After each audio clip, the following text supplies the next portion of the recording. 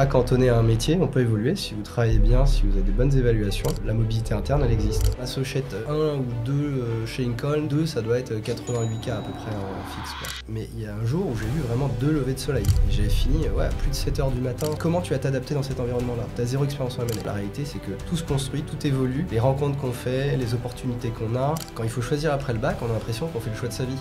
T'es en mode je me touche et j'attends que les jobs viennent à moi, je suis au courant de rien.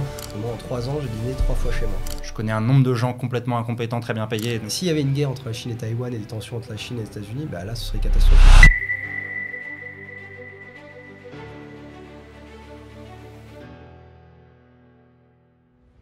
Écoute Mathieu, tu connais ma première question classique, j'aime bien savoir un peu comment t'étais quand t'avais 17 ans, un peu dans quel état d'esprit t'étais à ce moment-là et comment tu voyais la suite. À 17 ans, donc du coup, j'étais en dernière année de lycée. J'étais dans un lycée en Île-de-France qui s'appelait La Source, qui était un lycée qui était basé sur une pédagogie nouvelle où on était très vite responsabilisé, on travaillait... Voilà, le travail en équipe était favorisé, l'autonomie dans le travail, etc. Donc je dirais que j'étais à 17 ans, j'étais plutôt un bon élève.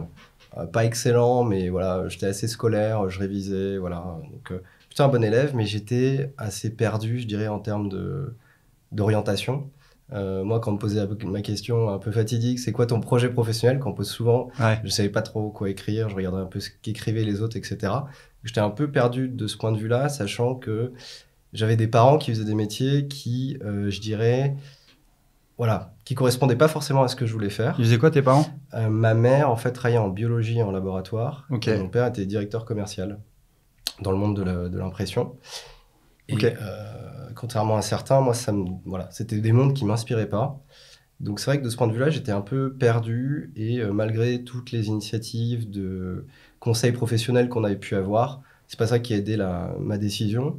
Donc en fait, ma logique, et ça a toujours été ma logique, comme ça que je me suis en tout cas orienté dans ma carrière, c'était de choisir les parcours qui ouvrent le plus de voies possibles et qui me permettraient d'affiner ma compréhension des métiers et donc voilà, et m'ouvrir le plus de portes. Et donc l'univers de l'entreprise, en tout cas, m'a toujours un peu séduit, je dirais. Et c'est pour ça que j'ai voulu m'orienter en fait vers Dauphine, en tout cas université d'éco-gestion. Ok. Donc, donc post-bac, tu rentres à Dauphine. C'est assez sélectif, non, Dauphine, non, Dauphine, en fait, déjà, c'était une candidature hors APB, donc hors Parcoursup, ok. à l'époque. Donc, c'était vraiment que sur dossier. Si l'avantage, c'est qu'on avait une réponse d'admission avant le bac. Donc, avant ton bac, tu savais déjà, peu importe, voilà, même si tu n'avais que 10 sur 20 au bac, tu pouvais être pris à Dauphine. Donc, de ce point de vue-là, c'était assez rassurant. C'est une fac qui est quand même... qui a une très bonne réputation. Et donc voilà, je dirais qu'il faut quand même avoir un bon dossier. Ils ont une sorte d'algorithme, il me semble, hein, c'est une légende, mais qui valorise un peu la qualité du lycée versus tes notes, ta spécialisation, etc. Et généralement, malgré le fait que ce soit une fac d'éco-gestion, c'est souvent des profils scientifiques qu'on retrouve à Dauphine. Et moi, j'avais fait un bac S à l'époque. Donc, il faut avoir quand même des bonnes notes. Je dirais que dans un lycée moyen bon, il faut quand même avoir un minimum de 13-14 sur 20 de moyenne générale. Ok. Et Dauphine, en première année, tout le monde est en éco-gestion ou il y a déjà plusieurs branches dans Dauphine dès la première année? Alors, il y a 2 parcours. Si ça n'a pas changé depuis, il y a 2 parcours. Il y a le parcours d'éco-gestion que j'ai fait, du coup, qui t'amène à une licence d'éco-gestion. Et ensuite, tu as un parcours dit de maths et informatique. Voilà. D'accord. Les deux permettent d'accéder aux, je sais pas, les top masters, les 203 et tout ça. Tu peux venir des deux ou Alors, oui, je pense que le 203 par le parcours maths info, ça doit se faire. Mais en fait, le seul biais, ça j'en suis pas sûr, le seul biais, c'est que j'imagine que 203 au-delà de ça, il faut avoir quand même des bases en finance au-delà de l'aspect mathématique. Et bon, je ne saurais pas répondre à cette question de savoir si tu fais le parcours maths info, tu peux aussi faire ces masters-là. Je pense que ça doit être possible, mais c'est pas la. Mais en tout cas, venant d'éco-gestion, c'est carrément possible, quoi. Exactement. Ok. Exactement. Donc tu dirais quand même que éco-gestion t'ouvre plus de portes que si tu avais choisi maths info, quoi. Bah, c'est vrai que ce qui m'intéressait, c'est que tu faisais quand même des maths en éco-gestion, Ouais. mais ça t'ouvrait tout de suite à des nouvelles matières que tu n'avais pas eues au lycée, de la microéconomie, de la macroéconomie, mais aussi de la science politique, de la comptabilité, donc toutes les matières un peu de gestion d'entreprise. Donc ça, Ok. c'était plutôt sympa, quoi. Ok. C'est vrai que c'est intéressant, ouais. Dès la première année d'école d'être confronté à ces matières-là, J'imagine que ça te donne pas mal de maturité, peut-être par rapport à d'autres personnes qui sont en prépa, la tête dans le guidon, dans des trucs très théoriques. Tu peux, assez jeune, du coup, j'imagine, déjà te renseigner un peu sur le monde professionnel, avoir une idée de ce que tu as envie de faire, tout ça, quoi. Bah, c'est un premier aperçu des matières. Évidemment, c'est pas tout de suite professionnalisant, je dirais, pardon. Mais ça te donne un aperçu en tout cas des matières et tu vois tout de suite que tu as des appétences en particulier. Moi, typiquement, c'était la comptabilité versus par exemple la microéconomie ou la macro. C'était pas forcément mon truc à l'époque. Ton kiff, c'était la compta? Mon kiff, c'était la compta. La Ok. compta, c'est toujours quitte ou double. Il y a des gens qui détestaient ça. Donc, c'est ça qui m'a fait découvrir le fait que j'avais vraiment une appétence pour les chiffres. Et tu fais de la compta à la fois générale et de la compta analytique. Et moi, c'est là où j'avais les meilleures notes. Et c'est peut-être bête, mais je prenais du plaisir à réviser la compta, quoi. Ok. Bah, écoute, chacun son truc. Hein. Moi, je prends du plaisir à jouer Garen sur League of Legends. Tu vois. Chacun son truc. Ok. Du coup, comment ça se passe tes premières années à Dauphine? Est-ce que tu commences à affiner un peu les choses pour la suite? Est-ce que tu as des premières expériences pro? Comment les choses se passent? Ouais, alors déjà l'avantage de Dauphine, c'est que c'est une fac, c'est un grand établissement. Donc c'est quand même, en tant qu'université, c'est assez unique en France. Ce que je voulais dire par là, c'était que on a ce parcours d'éco-gestion qui dure généralement 2-3 ans. La troisième année à Dauphine, elle est un peu plus professionnalisante parce que là, on commence à avoir des matières type d'entreprise, type marketing, RH, contrôle de gestion, finance, etc. Donc c'est vraiment cette troisième année, moi, qui m'a guidé de l'appétence des chiffres que j'avais découvert par la compta vers mon intérêt pour la finance, parce que j'avais eu un professeur qui était jeune, qui était ultra professionnel. C'était un professionnel de la finance. Et en fait, il illustrait toujours les concepts théoriques par des cas qu'il avait eu dans la vraie vie, etc. Donc moi, ça m'inspirait beaucoup, en fait. Et souvent, quand j'écoute un peu les parcours à droite à gauche, il y a toujours une personne comme ça qui nous a marqué, mais le point commun, c'est souvent quelqu'un qui était ultra concret, qui nous donnait envie, en fait, d'approfondir les choses. Ok. Donc j'ai fait ces 3 premières années à Dauphine. Et en fait, j'ai décidé, parce que je n'avais pas d'expérience à partir de la troisième année, de faire mon master en apprentissage. C'était une possibilité à Dauphine. Donc moi, j'ai fait 1 an d'apprentissage en finance. Donc déjà, ça te permet, de financer tes études. Ça te permet de gagner un salaire. Et en plus, ça te permet de gagner de l'expérience. Et j'avais fait ça, sachant que j'aimais beaucoup l'analyse financière. J'avais fait un apprentissage au Crédit du Nord. Donc c'était une filiale de la Société Générale, en centre d'affaires, en assistant chargé d'affaires entreprise. Donc c'était essentiellement de l'analyse crédit, donc rencontrer des directeurs financiers pour financer leurs investissements et leurs besoins en fonds de roulement notamment. Ok. Ça se passe comment cette expérience-là, du coup? C'est assez rythmé, parce que moi j'avais un rythme d'apprentissage qui était 3 jours en entreprise et 2 jours en cours, Ouais. sachant qu'on avait le même programme que ceux qui n'étaient pas en apprentissage sur l'année. Et qui passent 5 jours en cours. Donc en 2 jours, tu dois faire ce que les autres font en 5 jours, quoi. Exactement. Ah ouais, c'est dur. C'est dur, donc ça veut dire que les 2 jours, c'est du 8h, 21h, globalement, Ok. plus les révisions de partiels, plus ça et ça, et plus la vie stressante parfois de l'entreprise, quoi. Ok. Et ça, donc t'en as morflé, j'imagine, quand même pendant 1 an avec ce rythme-là. Est-ce que c'est un... Non, ça va? Non, j'en ai pas tant morflé que ça, parce que je devais finir, je sais pas, à 17h30, hein, je pense. Ok, sur la partie pro, ça allait, quoi. Ok. Ça allait sur la partie pro, mais après, je rentrais à 17h30, c'était pour réviser, réviser mes partiels, réviser les exercices qu'on avait à faire en cours, etc. Donc en fait, ça s'enchaînait. T'avais un peu de mal à respirer, quoi. C'est un vrai plus, l'alternance. T'as l'impression que c'est reconnu après, que les gens sont au courant, que ça montre un peu une maturité, ça montre que t'as bossé quand même plus que ceux qui n'en ont pas fait ou quoi ou... En fait, c'est une opportunité au-delà des stages des fois, parce que souvent quand on commence, c'est des stages de 2 mois, 3 mois. L'alternance, ça te donne tout de suite une longue expérience en entreprise. En l'occurrence, là, c'était sur 1 an. Donc ça, c'est un vrai plus parce que c'est une autre manière de gagner de l'expérience professionnelle. Et en fait, c'est pas tant l'apprentissage qui est valorisé, même si on sait que tu as eu un rythme un peu dur, donc tu es capable de t'organiser et ça met en avant des qualités. C'est surtout que quand on est jeune et en M1, c'est rare d'avoir plus d'1 an d'expérience et en l'occurrence, c'était en finance, donc c'était très valorisant. Ok. Je fais juste un petit saut en arrière, mais parce que je t'ai pas posé la question et après réflexion, il y a pas mal de gens de la communauté que ça va intéresser. Pourquoi t'as pas fait de prépa? Pourquoi j'ai pas fait de prépa? Écoute, je pense un manque d'informations à l'époque. Et ce que j'en savais, c'est que c'était hyper intensif, qu'on travaillait le week-end. pas que je voulais pas travailler, mais je pense que c'est plus un manque d'informations à l'époque. Après, j'avais pas aussi des notes, j'avais pas 18 sur 20 non plus. Je sais que pour avoir les meilleures prépas, il faut aussi avoir comme un parcours académique, en tout cas des notes qui sont quand même assez bonnes. Donc voilà, donc j'avais voulu... Ça t'a fait un peu peur, de ce que t'en savais, du peu que t'en savais, ça te faisait un peu peur. Tu t'es dit, c'est pas fait pour moi, quoi. Genre, tu te voyais pas réussir là-dedans. Je me voyais pas être forcément à l'époque, m'être mis sous pression dans un rythme en fait qui m'était imposé. Et donc, alternativement à Dauphine, j'ai pas raconté ça, mais j'avais postulé à des concours d'école post-bac qui mènent à des écoles type IESEG, ESCCA, etc., les concours Access et Sésame. Et en fait, compte tenu de la réputation de Dauphine et la rapidité de réponse, je m'étais tout de suite orienté vers Dauphine et j'avais arrêté, en tout cas, j'avais été pris pour les euros et j'avais arrêté ces concours-là. Il y a quoi d'autre comme un peu comme fac d'éco-gestion en France qui est pas mauvaise si t'avais pas eu Dauphine? Ou est-ce que Dauphine c'est vraiment la meilleure ou comment ça se situe? Dauphine, je pense que clairement, c'est en termes de fac, si vous voulez faire de la finance ou de l'éco-gestion, c'est le parcours royal en France. En plus, il y a un vrai avantage, c'est le coût. Franchement, c'est 700 euros par an. Moi, en plus, j'ai eu une année qui était financée par l'apprentissage. Il y a le master qui est un peu plus cher.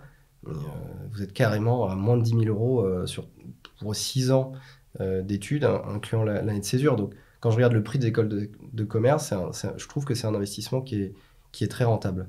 Par rapport aux autres facs, on retrouve dans les parcours de gens qui sont en finance aujourd'hui des gens qui viennent aussi de la Sorbonne. Parce que même si ce n'est pas des facs d'éco-gestion à la base, elles ont des parcours en finance, en éco-gestion. La Sorbonne, Sciences Po aussi, un très bon master en finance et stratégie. Je pense qu'Assas, à mon avis, doivent aussi en avoir. Après, les facs qui ne sont pas en région parisienne, je les connais un peu moins. Donc, je ne saurais pas forcément dire, mais il y en a forcément aussi qui doivent mener à ces parcours-là. Si je suis très honnête avec toi, moi, à cet âge-là, et c'est horrible parce que encore aujourd'hui, à 32 ans, je me rends compte à quel point j'étais privilégié, tu vois. Je connaissais pas ce monde-là, en fait, tu vois. Genre, pour tout le monde, c'était prépa, grande école, t'avais pas le choix, tu vois. Ou à la limite, médecine, ou, tu vois, ou si tu vas faire du droit. Mais sinon, c'était prépa, quoi. Donc voilà, je te pose la question de manière vraiment candide et sincère, c'est que je ne connais pas, tu vois, tout ce monde-là, Ouais, quoi. mais parce que c'est là où tu vois, dépend aussi de ton lycée, d'où tu étais. Si tu étais qu'avec des gens dont les parents qui avaient fait ça ou étaient hyper informés, ou le lycée avait poussé pour ces voies-là. Voilà, moi, j'étais pas dans un lycée qui disait c'était prépa, faut aller faire Polytechnique, etc. C'était pas ça, c'était plus ouvert. Mais c'est vrai que moi, je pense par manque d'information aussi, je me suis pas orienté par la prépa, clairement. Ouais. C'est une des voies royales pour aller obtenir les meilleures écoles de commerce et d'ingénieurs. Ouais, c'est clair, mais toi, tu le savais pas à ce moment-là, quoi. Exactement. Ok, bon, c'est top. Je suis content de t'avoir en face de moi là. Tu sais, je suis quelqu'un qui a plus de mérite que moi, du coup. Non, on peut pas dire ça. Non, en vrai, on digresse un peu, mais c'est toujours dur, tu vois, les gens mettent du temps à le réaliser, tu vois, parce que tout le monde a l'impression qu'il a bossé, tu vois, tout le monde se dit, j'ai bossé, si je suis là, c'est parce que j'ai bossé et tout ça. Et quand je vois des gens comme toi, ouais, ça remet beaucoup les choses en perspective, tu vois. Oui, j'ai bossé, mais qu'est-ce qui était déjà acquis? Enfin, tu vois, c'est très dur, bref. Mais ça prouve aussi qu'on peut partir avec, on va dire, une asymétrie d'informations à la base et de faire aussi des très belles carrières dans tout type de métier, j'ai envie de dire. Tant qu'il y a de la volonté, tant qu'il y a de la motivation, et tant que vous acquérez cette maturité, moi, cette maturité, elle est vraiment venue en ramp-up, vraiment en montée en puissance au fil de ma carrière. Jamais j'aurais imaginé faire du M&A où je ne savais même pas ce que c'était. Quand j'avais 18, 20, 21 ans, où je comprenais très mal ces métiers. Ouais, c'est ça. Les dés sont pas non plus joués Pas complètement. Une fois que c'est bon, t'es pas dans une top école ou t'as fait une prépa ou pas quoi. Du tout. Et même à 30 ans, enfin, tu vois, c'est plein de petites batailles. C'est des batailles, mais là, on a une carrière qui fait... On va travailler 42 ans, voire on sait très bien beaucoup plus. C'est un marathon, quoi. C'est un marathon. Moi, je vois des parcours qui sont complètement différents. Il y a des gens vous pouvez faire du M&A plus tard. Enfin, ça a été mon cas, par exemple. Si vous commencez à 40 ans, c'est un peu plus compliqué. Mais quand on regarde le fait qu'une carrière, c'est que 42 ans, vous pouvez partir sur des parcours très différents. On en parlera après. Il y a vraiment des passerelles qui fonctionnent très bien tant que vous avez la motivation, tant que vous vous préparez. C'est ça qui est important. Ok, bah, ce serait intéressant pour y revenir. Moi, je pense complètement comme toi.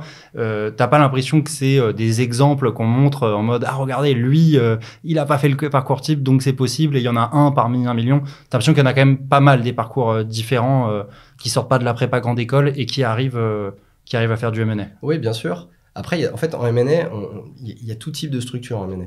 Donc, en fait, si vous visez Goldman Sachs ou des structures qui sont ultra reconnues, bah, c'est plus difficile. Évidemment, là, faire une prépa, faire des grandes écoles, ça aidera. Mais vous pouvez faire du M&A dans d'autres structures, des plus petites structures. Vous pouvez faire du M&A en corpo. Enfin, on en parlera. Mais donc, il y a chaussures au pied de tout le monde, je dirais. Ok. Donc, ça, c'est important. Ok, hyper intéressant. Je referme un peu la parenthèse là-dessus, même si on aura l'occasion d'y revenir. Après ton expérience à Crédit du Nord, du coup, quelle est la suite pour toi? Bah écoute, je reviens, je me dis j'ai 1 an d'expérience. Et en fait, c'est vrai qu'à l'époque, les métiers qui m'intéressaient, c'était les métiers de direction financière. Je sais pas pourquoi le métier de directeur financier, j'avais une très bonne image.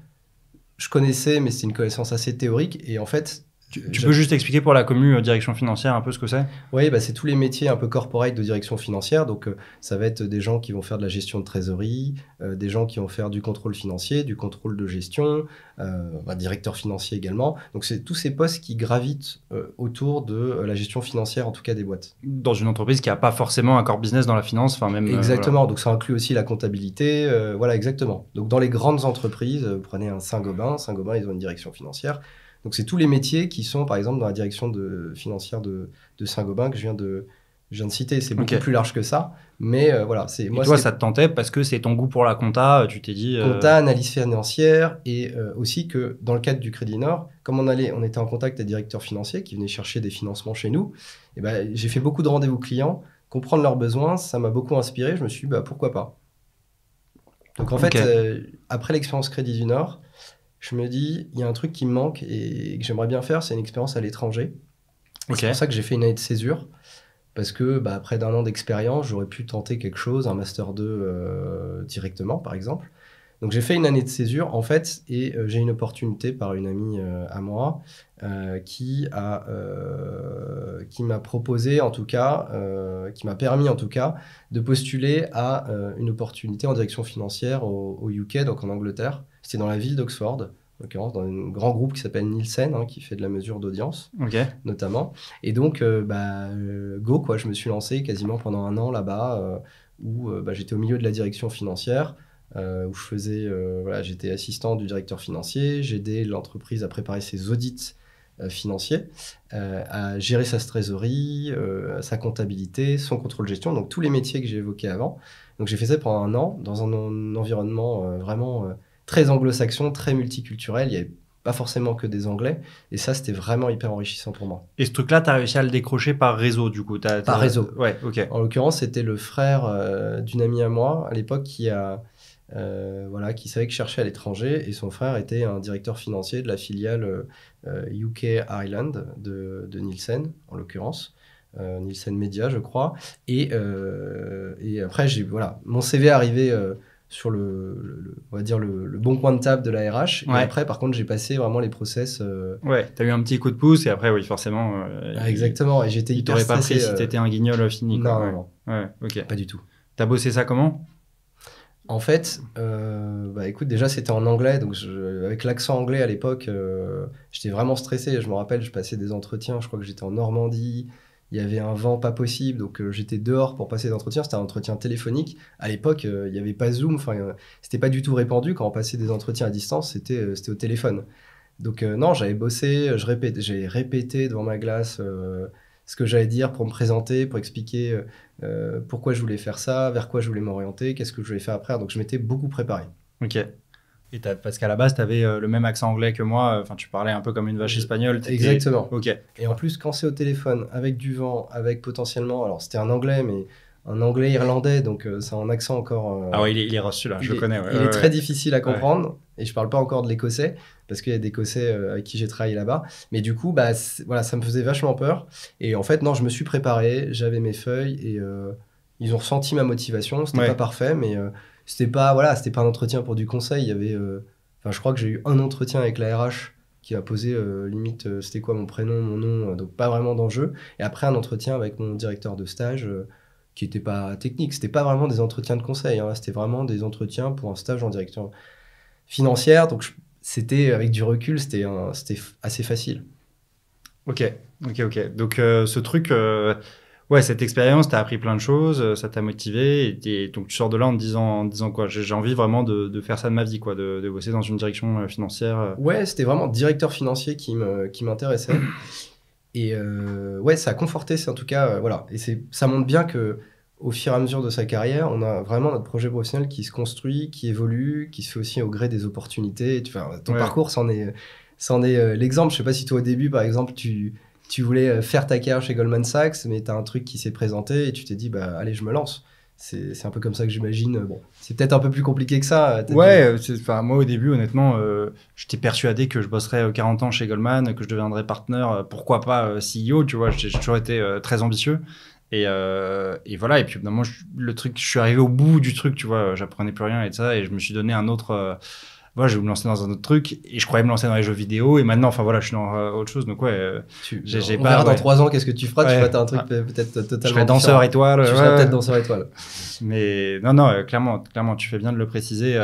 Ouais, de la même manière que l'école que tu choisis quand tu as 18 ans, la note que tu as en maths quand tu as 18 ans, les choix que tu fais après, enfin voilà, c'est pas tu choisis une fois et après c'est terminé. Et ça, c'est vraiment une angoisse quand on est jeune. Moi, je l'avais. C'est quand il faut choisir après le bac, on a l'impression qu'on fait le choix de sa vie. On a l'impression que là, ça dans détermine Matrix ta et carrière. Tu choisis la pilule rouge. Mais déjà, la pilule et ça bleue. se passe déjà à 17 ans quand il faut choisir ce qu'on va faire en études supérieures. Et après, en études supérieures, c'est encore pire parce qu'on a l'impression que c'est un peu aussi le FOMO. On a peur de rater, de faire pas les études qu'on voulait, de pas faire le métier qu'on voulait, etc. Mais en fait, non, c'est pas ça. La réalité, c'est que tout se construit, tout évolue. Les rencontres qu'on fait, les opportunités qu'on a, ça change. Ouais. Moi, je suis banquier d'affaires, ça me plaît. Mais je peux pas dire ce que je ferai l'année prochaine ou dans 2 ans. Alors, peut-être que Lincoln m'entend, mais dans tous les cas, voilà. Moi, c'est un métier qui me passionne. Dire ce que je ferai dans 1 semaine. Exactement. non, mais tu vois ce que je veux dire. Oui, non, mais carrément. C'est que, voilà, la vie, elle se construit comme ça. En tout cas, moi, c'est comme ça que je l'ai fait. Et c'est pour ça que j'ai eu la chance de faire 3 métiers différents. Et donc, pour revenir à ta question initiale, quand je reviens d'Oxford, je me dis, voilà, moi, direction financière, top, c'est ça qui me plaît. Et donc, du coup, une des voies royales à Dauphine, c'était ce qu'on appelait le Master 225, parce qu'à Dauphine, il y a des numéros, tu parlais du 203, il y a le 225, qui est l'équivalent en corporate finance. Du 203. C'est l'équivalent, alors c'est une réputation égale, le 203 c'est pour la finance de marché. Ouais, c'est ça, donc c'est l'équivalent de c'est M&A, PE et il y a une partie finance d'entreprise, donc tu as aussi un cursus qui est pour des gens qui veulent faire de la finance d'entreprise. Donc moi je me suis dit, top, ça va me donner des connaissances, une double compétence, parce qu'un directeur financier il est aussi au cœur des fusions-acquisitions. Enfin, c'est... Voilà. Donc je me suis dit, bah, ça va te donner de la matière pour de la FUSAC, pour du private equity, pour tout type de métier de la corporate finance, mais aussi sur la partie finance d'entreprise. Ouais. Donc c'est pour ça que j'ai décidé de faire ce master, et donc voilà, j'ai candidaté. C'est quand même un processus très sélectif, parce que c'est ça une des choses de Dauphine et qui a été reprochée, c'est dire que contrairement à la prépa où tu fais 2 ans et quand tu arrives dans l'école, c'est un peu l'image qu'on a, tu as déjà fait le plus dur, entre guillemets. À Dauphine, le parcours il est toujours sélectif, donc en fait, tu es quand même obligé d'avoir des bonnes notes, de bosser. Parce que sinon, ça ne fonctionne pas. Et le 225, en l'occurrence, il fallait répondre à des critères. Il fallait avoir quand même un dossier assez costaud en termes de notes. Et il y a tout un process. C'est sur la base d'une sélection type concours. Donc voilà, il fallait bien bosser. Donc tu bosses ce truc à fond. Tu as des recommandations, je sais pas, de bouquins, de la manière dont tu l'as bossé exactement à l'époque ou... Ouais, bah, typiquement, ce prof en 3e année en finance, qui m'avait donné le goût, en tout cas pour la finance, bah voilà, j'avais gardé contact avec lui, je lui ai demandé de relire mon petit mémoire qu'il y avait à faire pour les candidatures, des conseils pour les entretiens, pour les épreuves techniques, en tout cas. Donc non, j'avais quand même pas mal bossé. Oui, j'avais des lettres de recommandation de professeurs aussi. Enfin, j'avais vraiment le dossier... voilà. Pas le dossier cible, parce qu'en fait, il y a beaucoup de gens qui candidatent à ce master et qui font des césures, comme je le vois aujourd'hui, en PE, donc en private equity, en M&A, etc. Moi, je venais avec un apprentissage en analyse crédit au Crédit du Nord, un stage en contrôle de gestion. Ce n'était pas forcément ce que faisaient la plupart des gens qui s'orientaient vers ce master, mais il y a aussi des profils qui visaient des choses comme je les visais à l'époque. Et donc, voilà, enfin, j'avais un profil un peu différent, mais qui était tout aussi solide. Et tu t'es bien défendu. Ok. En termes de bouquins, de ressources, tu te rappelles ou pas le Vernimon ou quelque chose Ouais, Désolé, j'insiste un peu parce qu'après c'est... Non, ouais, le Vernimon. Alors, Vernimon, c'est tellement dense. Ouais. En fait, après, il y a beaucoup de ressources disponibles, des fiches récap. Moi, j'avais mes propres fiches aussi, parce que finalement, c'est juste des questions, des cours qu'on a fait en L3, en M1 Finance Ok. à Dauphine, même si c'est très large. Enfin, tout ce qui permet de réviser le CFA, enfin, ce genre de concours qui sont assez vastes en termes de connaissances en finance. Oui, le Vernimon, c'est dense, mais si vous trouvez des fiches de synthèse du Vernimon, c'est encore mieux. Ok, d'accord. Ouais.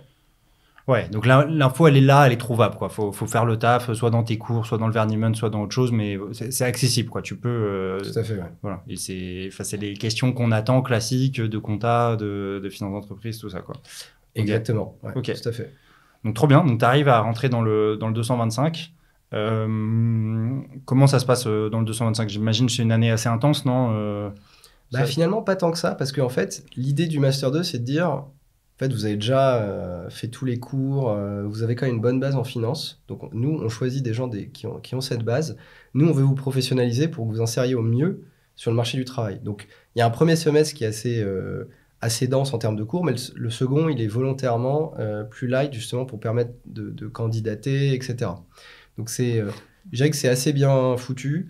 Et en fait, tout au long de l'année, est rythmé par des rencontres Ce que j'avais demandé, ouais. avec des banques d'investissement, avec des fonds de private equity, mais avec aussi des corporates. Qui viennent vous voir à Dauphine ou c'est okay, Les deux. Okay. Il y a un séminaire notamment à Londres où là, on fait une tournée des grandes banques, Bank of America. Je ne sais pas si on va avoir Goldman, peut-être. Mais voilà, ce genre mais c'est trop bien, parce qu'on pourrait penser, vu que c'est une fac qu'ils ont un peu moins de budget et que c'est un peu plus compliqué d'organiser des trucs comme ça. Alors, c'est sur le budget du master. Okay. Mais non, et comme c'est un master qui est assez reconnu... Il coûte de l'argent pour le master, il vous coûte combien à vous? Le master, en fait, ça dépend des revenus des parents. Donc, je pense que ça peut aller de 2 000 à 6 000 ou 7 000 euros. Ok, donc ça reste raisonnable par rapport à... Alors, pour les Dauphinois, c'est très cher, parce que quand on a payé toutes ces années 700 euros, voilà. Mais ça reste très raisonnable. Par rapport à ce que tu as dans les grandes écoles et par rapport au contenu que qu'ils proposent, quoi. Parce que tu dis que tout à fait. Tu as des mises en relation, on commence à t'aider à construire ton réseau et tout ça. Ok, top. Très bien. Donc toi, du coup, comment tu la vis cette année? Est-ce que est-ce qu'il y a d'autres entreprises qui commencent à t'intéresser? Est-ce que tu évolues par rapport à ton choix initial de devenir DAF? Finalement, j'évolue pas. Et c'est peut-être un peu bizarre, j'ai une anecdote, c'est de dire, je voulais pas commencer en M&A. Ouais. Et pourquoi? Parce que, déjà, en fait, on a rencontré que du large cap quasiment. Et on a rencontré des gens qui travaillaient beaucoup. On a rencontré notamment, je me rappelle de quelqu'un, je ne sais pas si c'était un VP chez Lazare, qui nous avait dit moi en 3 ans, j'ai dîné 3 fois chez moi. Et ça a vraiment résonné en moi. Et je me suis dit à l'époque, c'est pas l'équilibre de vie. Mais le gars, il n'a pas de femme ou d'homme Je sais pas. Je ne sais pas. Et en l'occurrence, c'était vrai. C'était pas une connerie. C'était pas juste une image comme ça. Non, il avait vraiment dîné 3 fois chez lui. Et donc, en fait, je me suis fait une mauvaise image du M&A. Le M&A vraiment hard, intense. Et je me suis dit, c'est pas pour moi.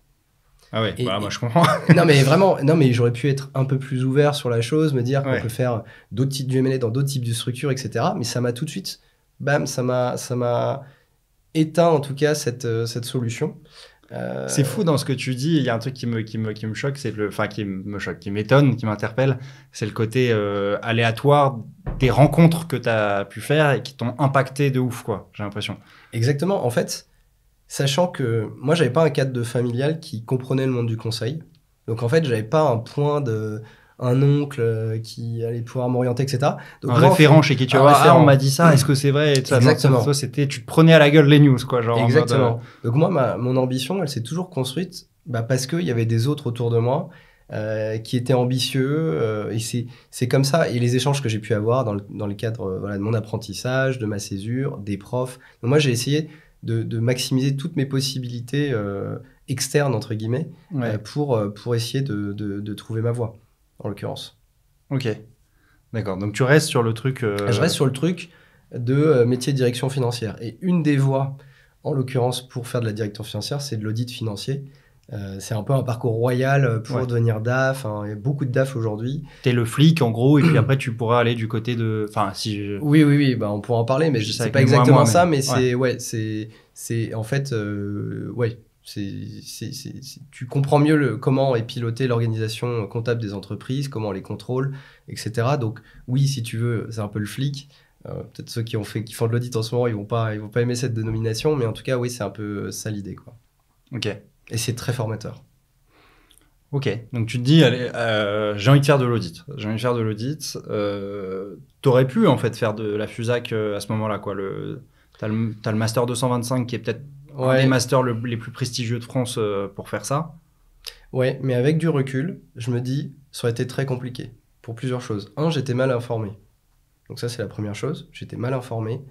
J'étais Même en étant pas... dans le truc, en étant avec l'émulation positive de Bah la en fait, promo, les gars qui te regardent, qui te disent ah j'ai chopé telle info, telle boîte elle recrute, bah il y oui, a le parce que en forum fait, là. comme ces rendez-vous-là, ils avaient lieu en début d'année, bah en fait, dès le début d'année, je m'étais un peu fait à l'idée que le MNS, c'était pas forcément pour moi. Donc bien sûr il y a des gens qui sont allés chez Goldman Sachs, il y a des gens qui ont décroché des super CDI, en l'occurrence, en plus.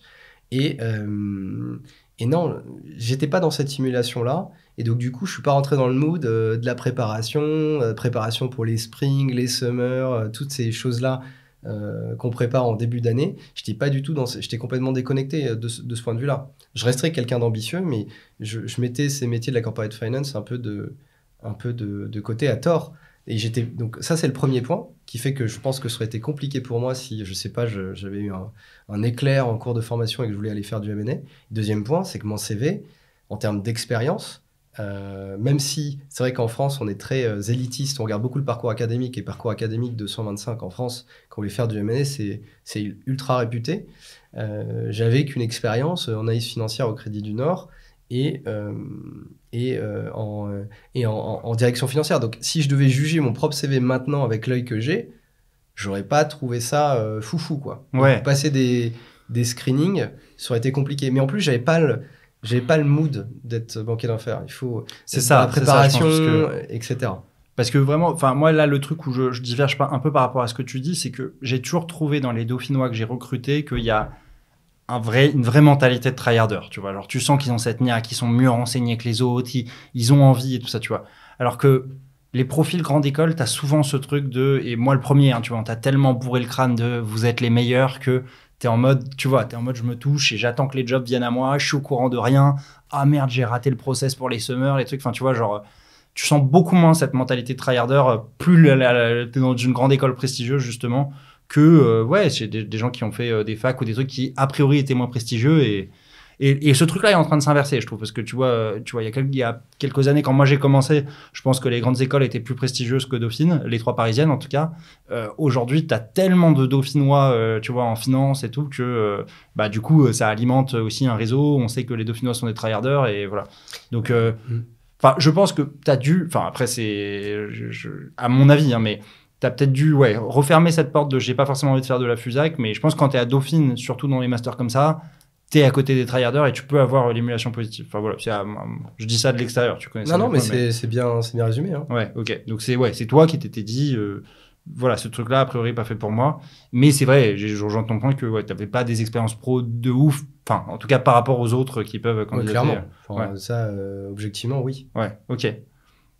Ok, donc let's go, t'as envie de faire de l'audit à ce moment-là. Tu te dis quoi? Tu te dis, let's go, je vais faire un Big Four, quoi, c'est ça que tu Ouais, visais? alors je fais un Big Four. Enfin, le Big Four, pour faire de l'audit, faut être clair, c'est la voie royale pour faire de l'audit, même si aujourd'hui vous avez d'autres types de structures autres que le Big Four qui sont aussi très bien, hein, comme Mazars, comme Grant Thornton, comme BDO, etc. Donc il n'y a pas que les Big Four, mais la reconnaissance en tout cas de la qualité du parcours dans un Big Four, elle est assez forte, elle est hyper internationale. Les Big Four, on les rappelle-les juste là pour les personnes un peu plus jeunes Alors, de l'audience. il y a EY, donc Ernst Young, PwC, donc PricewaterhouseCoopers, vous avez Deloitte et vous avez KPMG. Ok. Les quatre au même niveau, quoi. Il n'y en a pas une. Tu vas me dire, EY, c'est Alors la non, mieux? mais il y a une petite, il n'y a pas de guéguerre entre guillemets, mais chaque Big Four, je pense, a des réputations un peu, voilà. Je crois qu'EY avait une réputation un peu d'être un peu d'avoir une mauvaise ambiance ou un peu shark, entre guillemets, alors que c'est pas du tout le cas. Enfin, moi, je l'ai pas du tout constaté. Je peux pas parler des autres parce que j'ai pas travaillé chez les autres, mais les autres. Puis j'imagine que chaque Big Four a un peu son segment de spécialisation, peut-être certains plus sur le conseil, d'autres plus sur l'audit, d'autres plus le transaction services. J'imagine chacun ils veulent se distinguer, avoir une ADN qui se distingue des autres. Et tout à fait, ils ont des profils qui sont différents. Ça reste quand même des gros acteurs globaux qui offrent un vaste champ de services. Donc forcément, le cœur de métier historique, c'est l'audit financier, le commissariat aux comptes. Donc c'est vers quoi j'ai commencé. Ils ont après tout ce qu'ils appellent la partie stratégie et transactions, où là, ils font du transaction service, donc de la due diligence financière, de l'évaluation, du restructuring, du conseil en strat. Donc tous les Big Four, ils font aussi du conseil en strat, qui vont concurrencer les McKinsey et tout ça, il faut le savoir. Ils font aussi du légal, hein, ils ont tous des sociétés d'avocats en interne. Et donc il y a un ensemble de choses qu'ils font. Et donc, c'est ça qui est bien aussi de travailler dans ces Big Four, c'est qu'il y a des passerelles internes, et on pourra en parler, moi, dans le cadre de mon parcours. Et donc, on n'est pas cantonné à un métier, on peut évoluer. Si vous travaillez bien, si vous avez des bonnes évaluations, la mobilité interne, elle existe. Interne en termes de métier, mais aussi de géographie. Ok. Tu passes les process pour tous les Big Four, du coup, c'est ça, pour les 4 ? Non. J'avais fait les choses comme les autres. J'ai juste candidaté pour EY. C'était un CDI. Tu vois, je terminais les cours, c'était en avril. Et c'était pour un CDI en septembre. En plus, c'était la période où l'audit, ça recrutait vraiment à balle. Et c'était pas difficile d'obtenir un CDI. On est en quelle année ? On est en 2015. Ok. Avril 2015. On est rentré sur le marché du travail en même temps. Ok. Exactement. Tu vas être de 91, c'est ça ? Ouais. C'est pareil. Ok. Donc ouais, ça recrutait à l'appel. Et moi, en l'occurrence, EY, je connaissais des gens là-bas. Et en plus, c'était un sponsor du Master 225. Donc, moi qui étais trésorier en plus du Master, j'avais des relations privilégiées avec eux. Donc, voilà, j'ai directement, en fait... Comme une lettre à la poste. Exactement, comme une lettre à la poste. Il y a quand même un processus de recrutement qui est assez particulier, je dirais. Mais voilà, pas de souci. J'ai eu une offre de CDI assez rapidement. Et ça m'a permis en plus de prendre des vacances. J'ai fait des voyages entre-temps et d'arriver tout frais en septembre 2015 en pleine forme, quoi. C'est quoi les salaires d'entrée à ce moment-là ? Est-ce qu'ils ont bougé ou pas depuis Ouais, alors bon, ça c'est vraiment un des points faibles de ces métiers. C'est-à-dire que compte tenu de la charge de travail, qui est quand même assez intense, les grilles de salaire sont assez bas. Et ils sont liés aux écoles aussi. Moi, à mon époque... Pardon. Les grilles de salaire, elles allaient, je sais pas, il y a des écoles qui étaient à 33 000 euros en fixe et ça allait jusqu'à 42 000 pour HEC par exemple.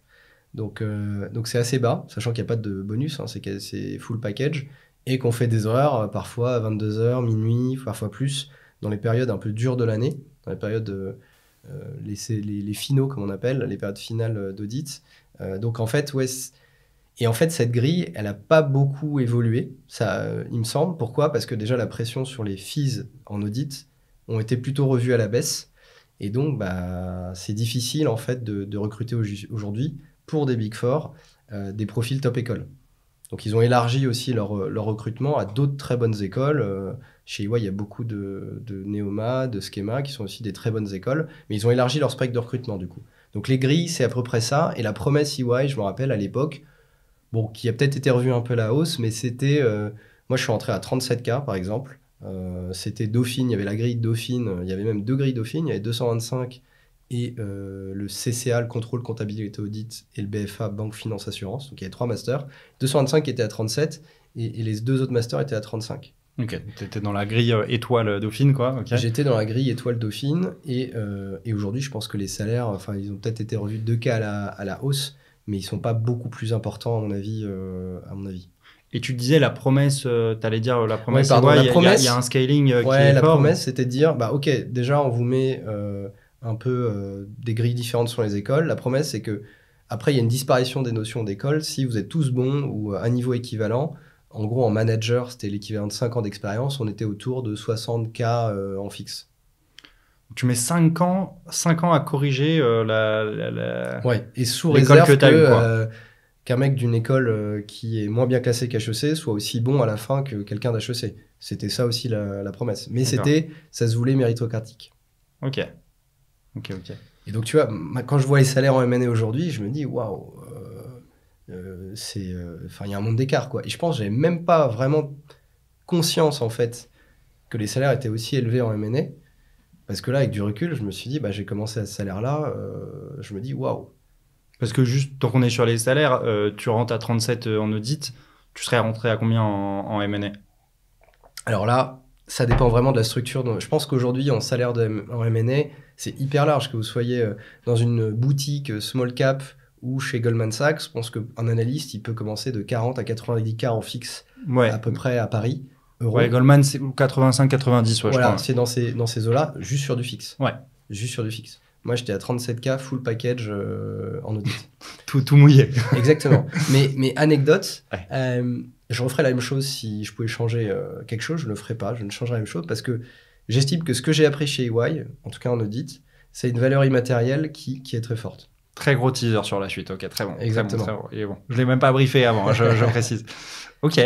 Donc, du coup, l'audit, comment se passe ton expérience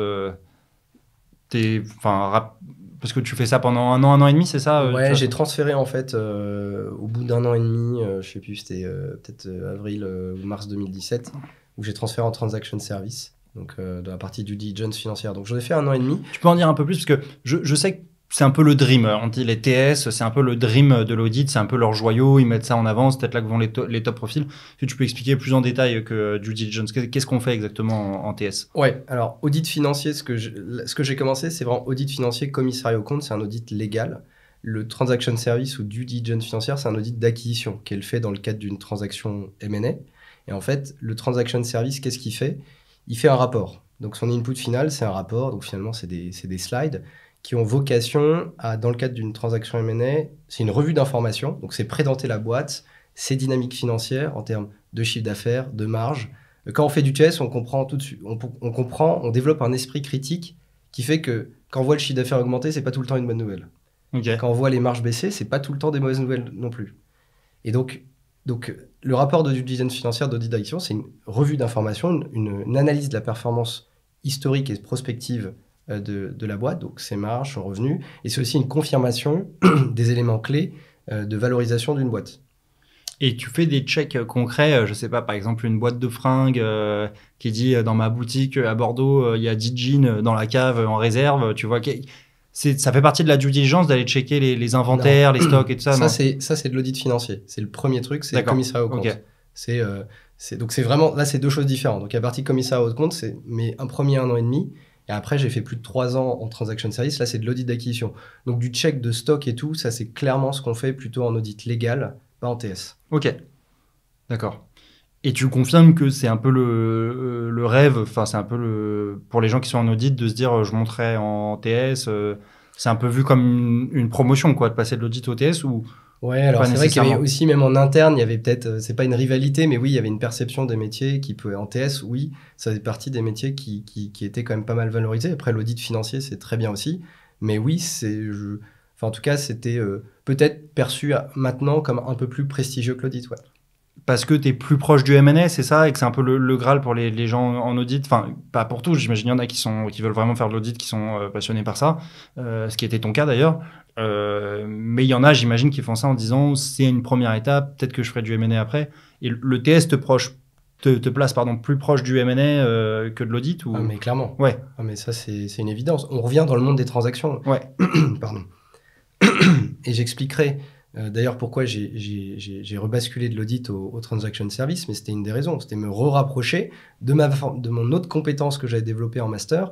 C'était la corporate finance, les métiers de la fusion-acquisition et tout ça.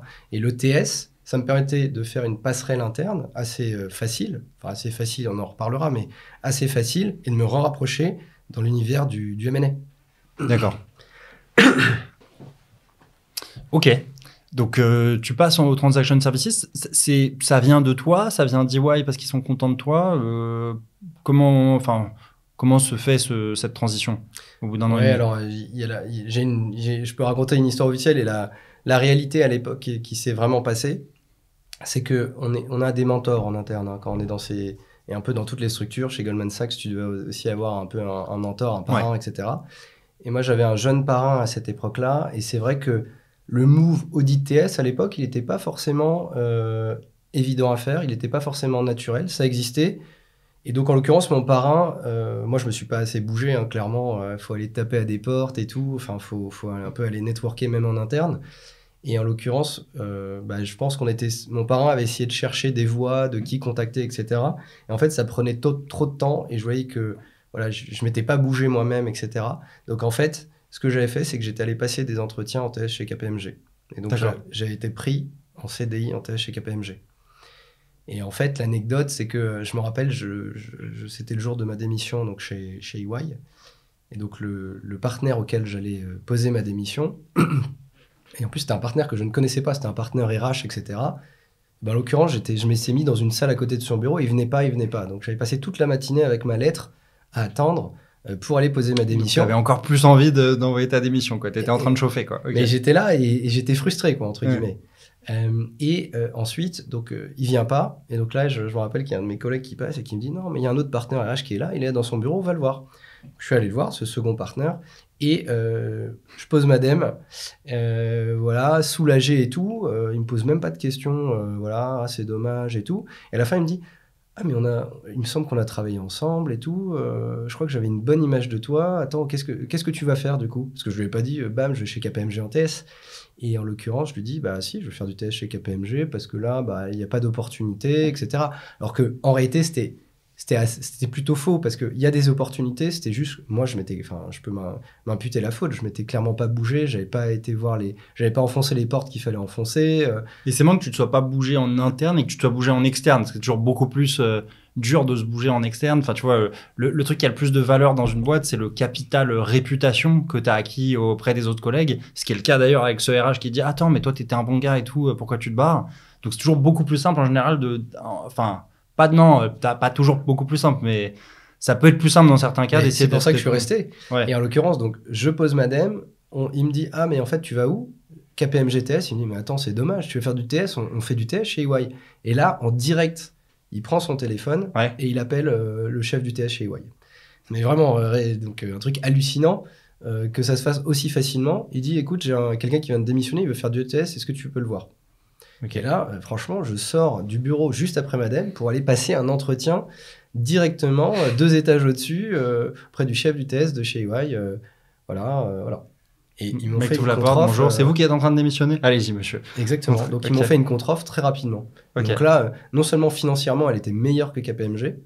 En plus, comme tu dis, le capital réputation, c'est hyper important. Et c'est aussi, c'est peut-être bête, mais c'est aussi de garder un réseau EY. Parce que quand on part chez KPMG en TS, sauf si on veut plus de vous, vous partez quand même un peu en bas de liver. T'es vu comme le paria un peu, quoi. Enfin, tu peux être mal vu. Alors, en l'occurrence, là, on me déroule le tapis, on me dit on veut que tu restes, on te fait une meilleure proposition financière que chez KPMG. Et donc, je suis resté. C'est quoi les chiffres, du coup, de l'offre et de la contre-offre, un peu, si tu peux donner? C'était à l'échelle de l'époque, mais je pense qu'il y avait 3 ou 4 cas de différence. Je pense que c'était une histoire de... Tu vois, c'est des salaires qui sont assez bas. Qui te font sourire aujourd'hui, quoi. Ouais, mais je dévalorise pas le métier. Bien sûr. L'ETS a vachement augmenté ses salaires depuis. Ok. Mais c'était pour un poste de... Parce que chez EY, tu as des grades, tu as analyste, assistant débutant, expérimenté, c'est un junior 2, après senior 1, 2, 3, manager 1, 2, 3. Okay. Et moi, j'allais passer senior 1. Donc, il me proposait 48K, je crois, en fixe de senior 1, alors qu'à PMG, c'était peut-être 44, plus il me garantit, j'avais un bonus garanti chez EY, payé limite one shot. En plus des 48. En plus des 48, ouais. Ok. Qui était de 3-4K, je crois, en plus, ouais. Ok, donc en fait, tu passais à 52. 52, sachant que je venais d'un salaire... à 37. J'avais été augmenté de 37 à 40. Entre ma première année...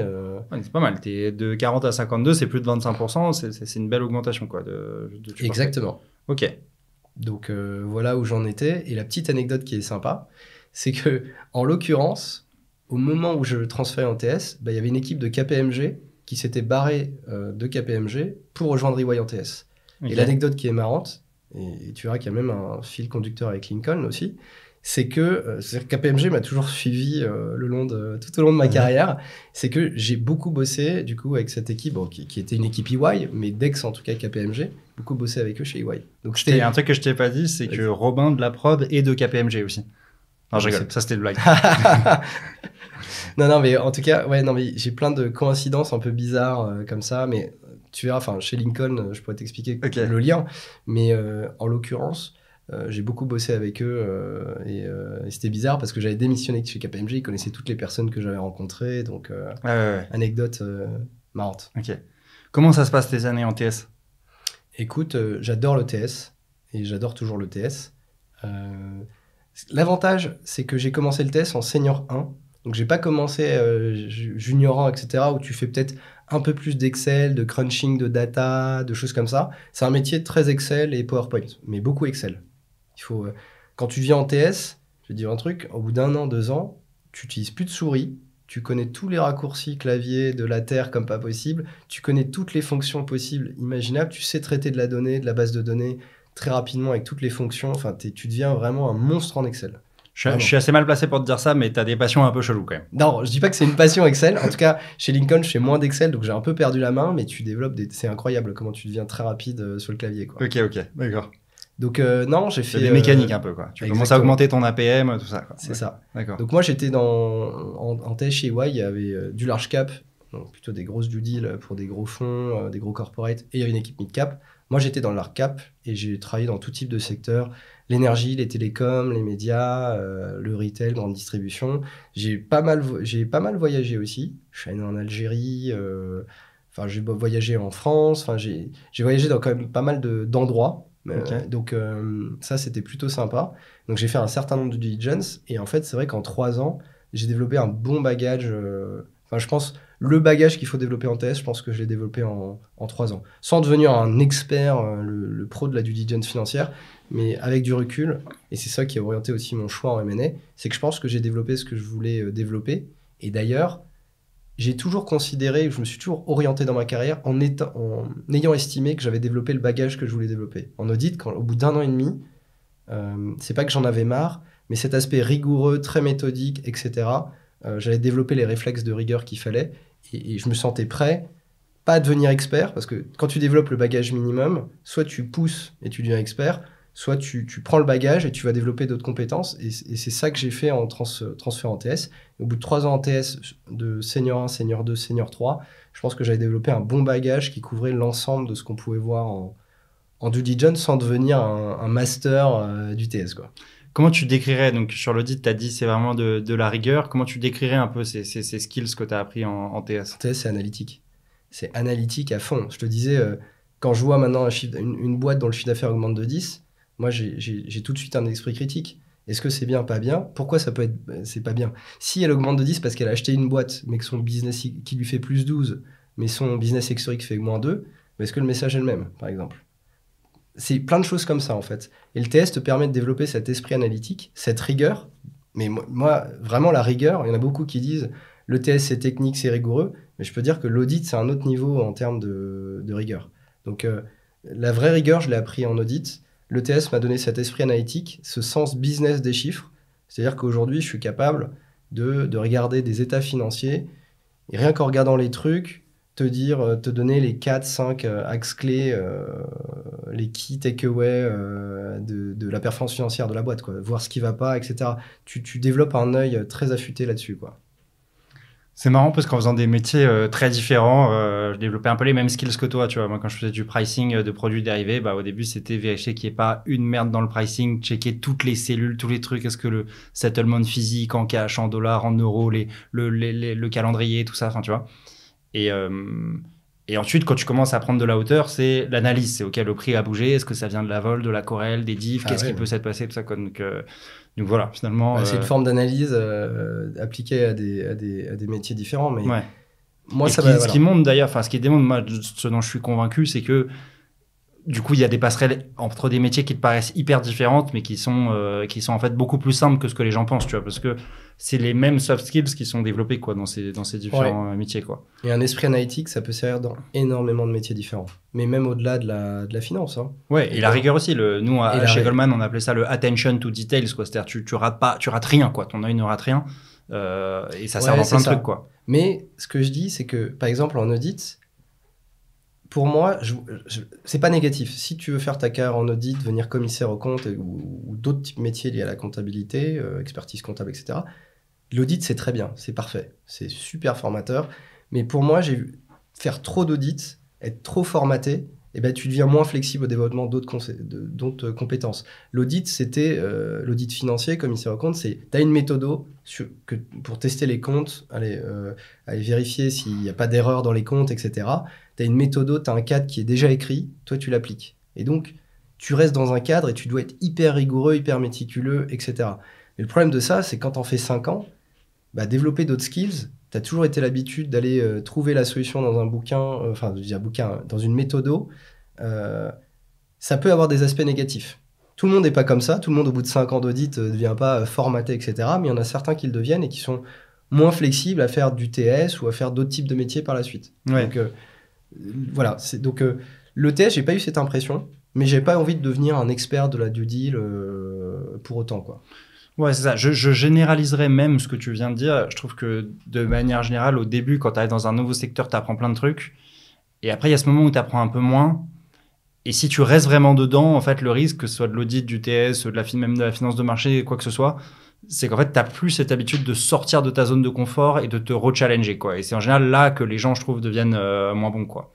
Ouais. Donc, bon, bref, c'est une généralité, mais je trouve que tu vois vraiment quand même ceux qui ont pris l'habitude de sortir tout le temps de leur zone de confort, tu les distingues de ceux que tu vois qui font toujours la même chose, qui sont très perturbés justement dès qu'on fait pas comme ils font d'habitude et tout ça. Et ouais, alors après le TS, je trouve qu'en TS, compte tenu de la diversité des missions, ça se ressent moins. Ça se ressent moins. Et si j'avais voulu continuer en manager en TS, j'aurais développé plutôt des skills de management, de coordination d'équipe, beaucoup plus d'exposition client, parce que je trouve que l'exposition client en TS, elle est beaucoup plus tard par rapport à du M&A.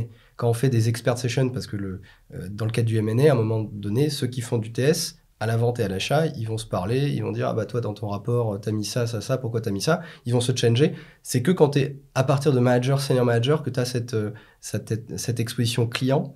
Donc ça m'aurait donné, si j'avais continué et poussé en TS, j'aurais eu ça. Management, exposition client et consolidation, évidemment, de la technique, etc., quoi. Ok. La question que tout le monde se pose, du coup, comment t'es passé du TS au M&A?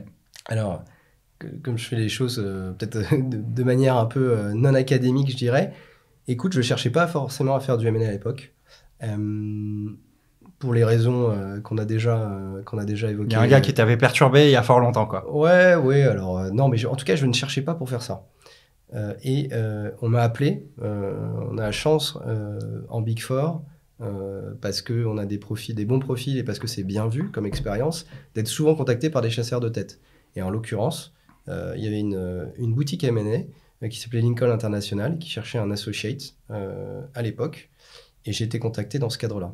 Et en fait, c'est à ce moment-là où je me suis dit, bon, qu'est-ce que tu as à perdre Et ça a créé une réflexion chez moi en me disant, ah bah voilà, ça fait 3 ans, c'est pas que tu tournes en rond, mais tu as déjà acquis le bagage que tu penses utile, en tout cas, sans devenir expert, mais vraiment le minimum que tu pouvais acquérir en TS. Parce que 3 ans de TS, on apprend quand même beaucoup de choses. Surtout quand c'est vraiment, j'ai commencé en senior, donc j'ai pas commencé en junior. Donc je trouve que peut-être la montée en compétence entre senior 1, 2, 3, elle est peut-être un peu plus importante que si j'avais commencé de junior 1, 2 à senior 1 en fait. Donc ça, c'était un point important. Et donc en fait, c'est ma curiosité qui a fait que j'ai voulu tenter l'expérience. Donc je me suis énormément préparé pour ces entretiens. Comment déjà... évidemment, à l'époque du master, on se partageait déjà des fiches, même si je ne voulais pas en faire. J'ai eu accès très rapidement au Vault, au Wall Street, Break into Wall Street et tout ça. Enfin, tous les trucs, compta avancé, valorisation, enfin, tous les trucs qu'il faut réviser pour du M&A, je me suis mangé tous les trucs à ce moment-là. C'est pas évident Là, on est quand? On est en 2020, c'est ça? Ça fait 5 ans que tu bosses? Non, on est plutôt... Ouais, on est à mi-2019 à peu près. On est 2019, ouais. Ok.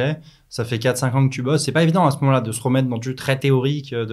Non, parce que pour répondre à une question, quels sont les débouchés du TS un peu classique? C'est plus du M&A corporate en réalité. Les gens vont pas faire du conseil, parce que le TS, c'est un rythme quand même assez élevé. C'est des C'est missions... qu'on n'en a pas parlé. Ton lifestyle un peu en TS, c'est quoi? Mon lifestyle en TS, franchement, ça dépendait. Mais en fait, le but du TS, c'est qu'on a une mission, on a un budget. C'est-à-dire on est payé pour faire une due diligence à la vente. On appelle ça une VDD, Vendor Due Diligence, ou à l'achat, Buy Side Due Diligence.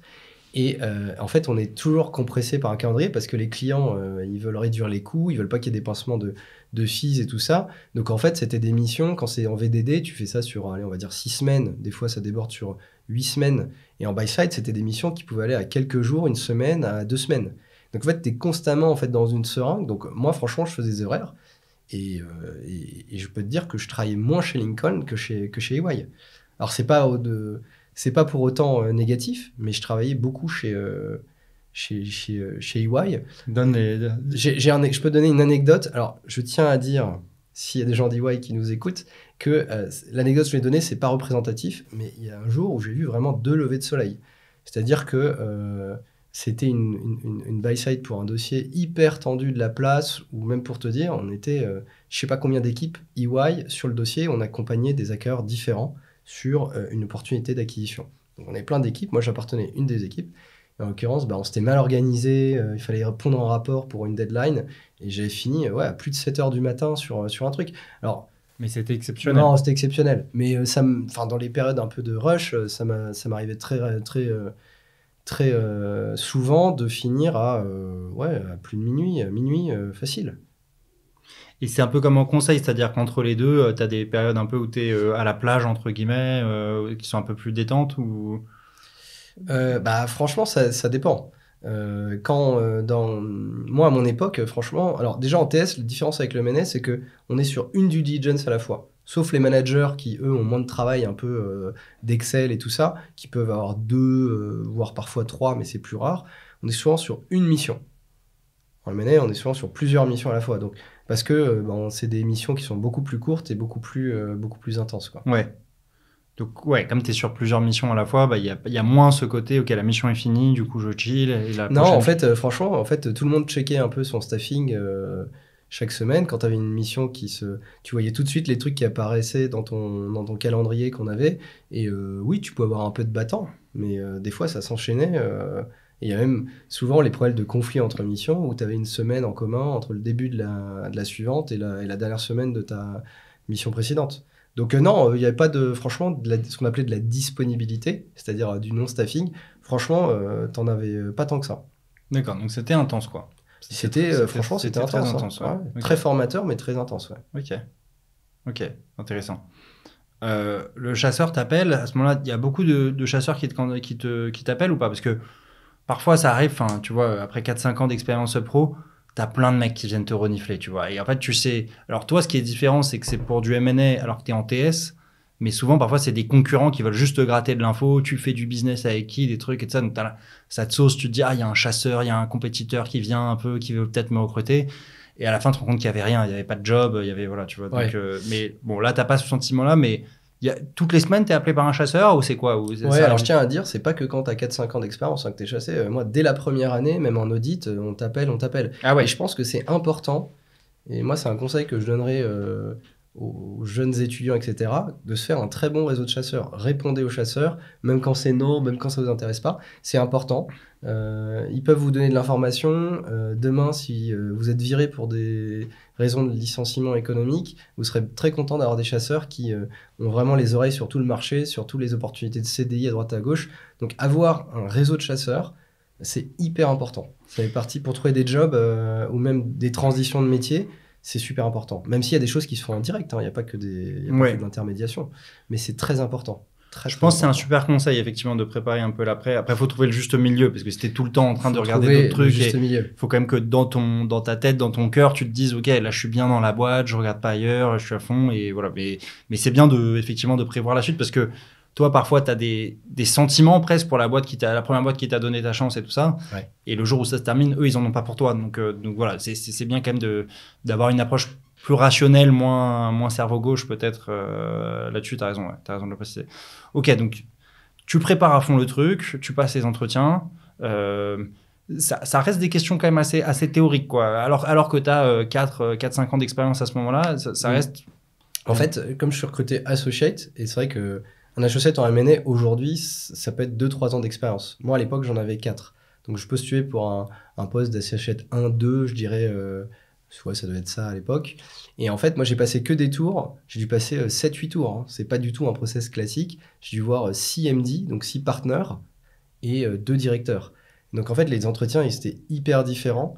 En fait, comme Lincoln en France, dans le recrutement de profils expérimentés, ils aiment bien rencontrer, que le candidat rencontre une bonne partie de l'équipe d'associés. Je pense que c'est important parce que l'intégration, le fit, la personnalité, elle joue aussi beaucoup, la culture joue beaucoup chez nous. Donc moi, c'était des entretiens techniques, mais ils m'ont pas assassiné de questions de brain teasing, etc.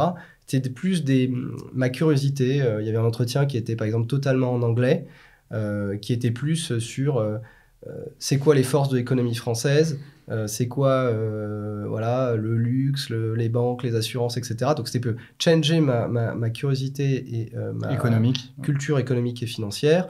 Il y en a un qui était un ex-EY notamment, lui il m'a changé mais vraiment sur ce que je savais par cœur, l'ETS. Donc moi c'était vraiment des cas qui m'ont paru pas compliqués du tout. Il y en a, c'était plus sur le fit, des mises en situation, comment justifier aussi comment, parce que quand tu arrives associé et que tu as 0 expérience en M&A, c'est un métier complètement différent. Et tu vas être peut-être amené à en plus encadrer des gens qui connaissent mieux le métier que toi. Donc en fait, comment tu vas t'adapter dans cet environnement-là? Tu as 0 expérience en M&A. Comment ils le testent, ça? Comment ils le testent? Ils posent ce genre de questions. Ils te demandent, à D0, qu'est-ce que tu fais du coup? Qu'est-ce que tu fais? Donc, il te pose la question à toi, de comment tu réagis. Comment tu vas réagir s'il y a un analyste qui te dit non, mais attends, toi, t'as jamais fait de M&A, tu vas pas m'apprendre la vie. Ce genre de choses. Il pose vraiment les questions comme ça, quoi. Mais oui, mais parce que pour mon profil, c'est ce qu'il fallait poser comme question. C'était justement... Qu'est-ce qu'il faut répondre à cette question, alors? Qu'est-ce qu'il faut répondre? C'est dire, aujourd'hui, oui, j'ai à apprendre en M&A, et évidemment, j'ai dû rattraper le niveau d'un analyste au début, mais je viens aussi avec un bagage de 4 ans d'expérience. Donc, c'est aussi m'imposer à travers mon bagage. Bien sûr que c'est un métier différent. Moi, la compréhension du métier, je l'avais. Après, il fallait faire les tâches, les machins, etc. Mais je l'avais, et je venais avec un bagage de 4 ans. Et ce bagage de 4 ans, c'est ça qui a permis de m'imposer chez Lincoln. Il faut être conscient de tes forces, quoi. Il faut être conscient de tes forces. Ouais, et en fait, le fait d'être tout le temps en Big Four avec des gens qui te ressemblent, tu te rends pas compte de tes forces. Mais quand tu te mélanges avec des gens qui ont d'autres profils que toi, moi, mon profil analytique, il est tout de suite... je m'en suis rendu compte que j'avais cet esprit analytique que peut-être ceux qui avaient fait que du M&A n'avaient pas ou moins développé, ou différemment en tout cas. Cet esprit analytique paraissait normal dans des équipes de TS chez EY. Il y en avait plein des profils comme toi, quoi. Exactement. Donc tu te rends compte en changeant de métier, où les qualités attendues peuvent être parfois un peu différentes, tu te rends compte vraiment de ce que tu as pu acquérir. Et moi, EY, ça a été une super expérience. Enfin, franchement, je recommande EY ou un Big Four à tout le monde. Et d'ailleurs, c'est ce que je disais au début. Si demain, tu me dis clean sheet, qu'est-ce que tu fais là Si tu as toutes les infos, tu viens d'un milieu privilégié comme le mien, je te donne toutes les infos, tu referais exactement la même chose. Même chose. Ok. Même chose, audit, TS, M&A. Je fais pas du M&A depuis le début, etc. Parce que pour moi, avec du recul, entre guillemets, le salaire qui était pas foufou comparé aux horaires que je faisais, j'ai appris énormément de choses. Et en fait, c'est juste que quand on est jeune, et je suis pas non plus très vieux, mais on a tendance à mettre le salaire et pas comparer ça à ce que tu vas apprendre, en fait. Et moi, j'ai appris énormément, et pour moi, ça a une valeur aujourd'hui, ça. Ouais. Je suis d'accord que non, en vrai, c'est faux. J'allais dire, le salaire finit toujours par converger vers la compétence. Et donc, si tu mises sur la compétence, tu vois, plutôt que sur le salaire, sur le long terme, tu t'y retrouves. Je connais un nombre de gens complètement incompétents, très bien payés. Donc, je dis pas ça, en fait. Ça arrive. Pas. Ouais, t'en as beaucoup. Parce qu'au bout d'un moment, ce qui est le plus valorisé en entreprise, c'est la politique et pas les compétences, tu vois. Et donc, du coup, tu te retrouves dans des situations où tu as des gens très incompétents, très bien payés. Ça veut dire qu'ils sont très bons en politique. Qu'est-ce qu'il y a? Ça veut dire qu'ils sont très bons en politique. Ils sont très bons en politique. Ouais. Donc, ils ont des compétences. Ouais, ils ont des ouais, c'est ça. Je comprends. La pondération laisse à désirer. Tu vois, la pondération de je comprends. Quelles compétences tu as. Enfin, bref. Comment sont valorisées tes années d'avant en termes de salaire par rapport à quelqu'un qui a fait 4 ans en M&A? Toi, tu as fait 1 an en audit, 3 ans en TS.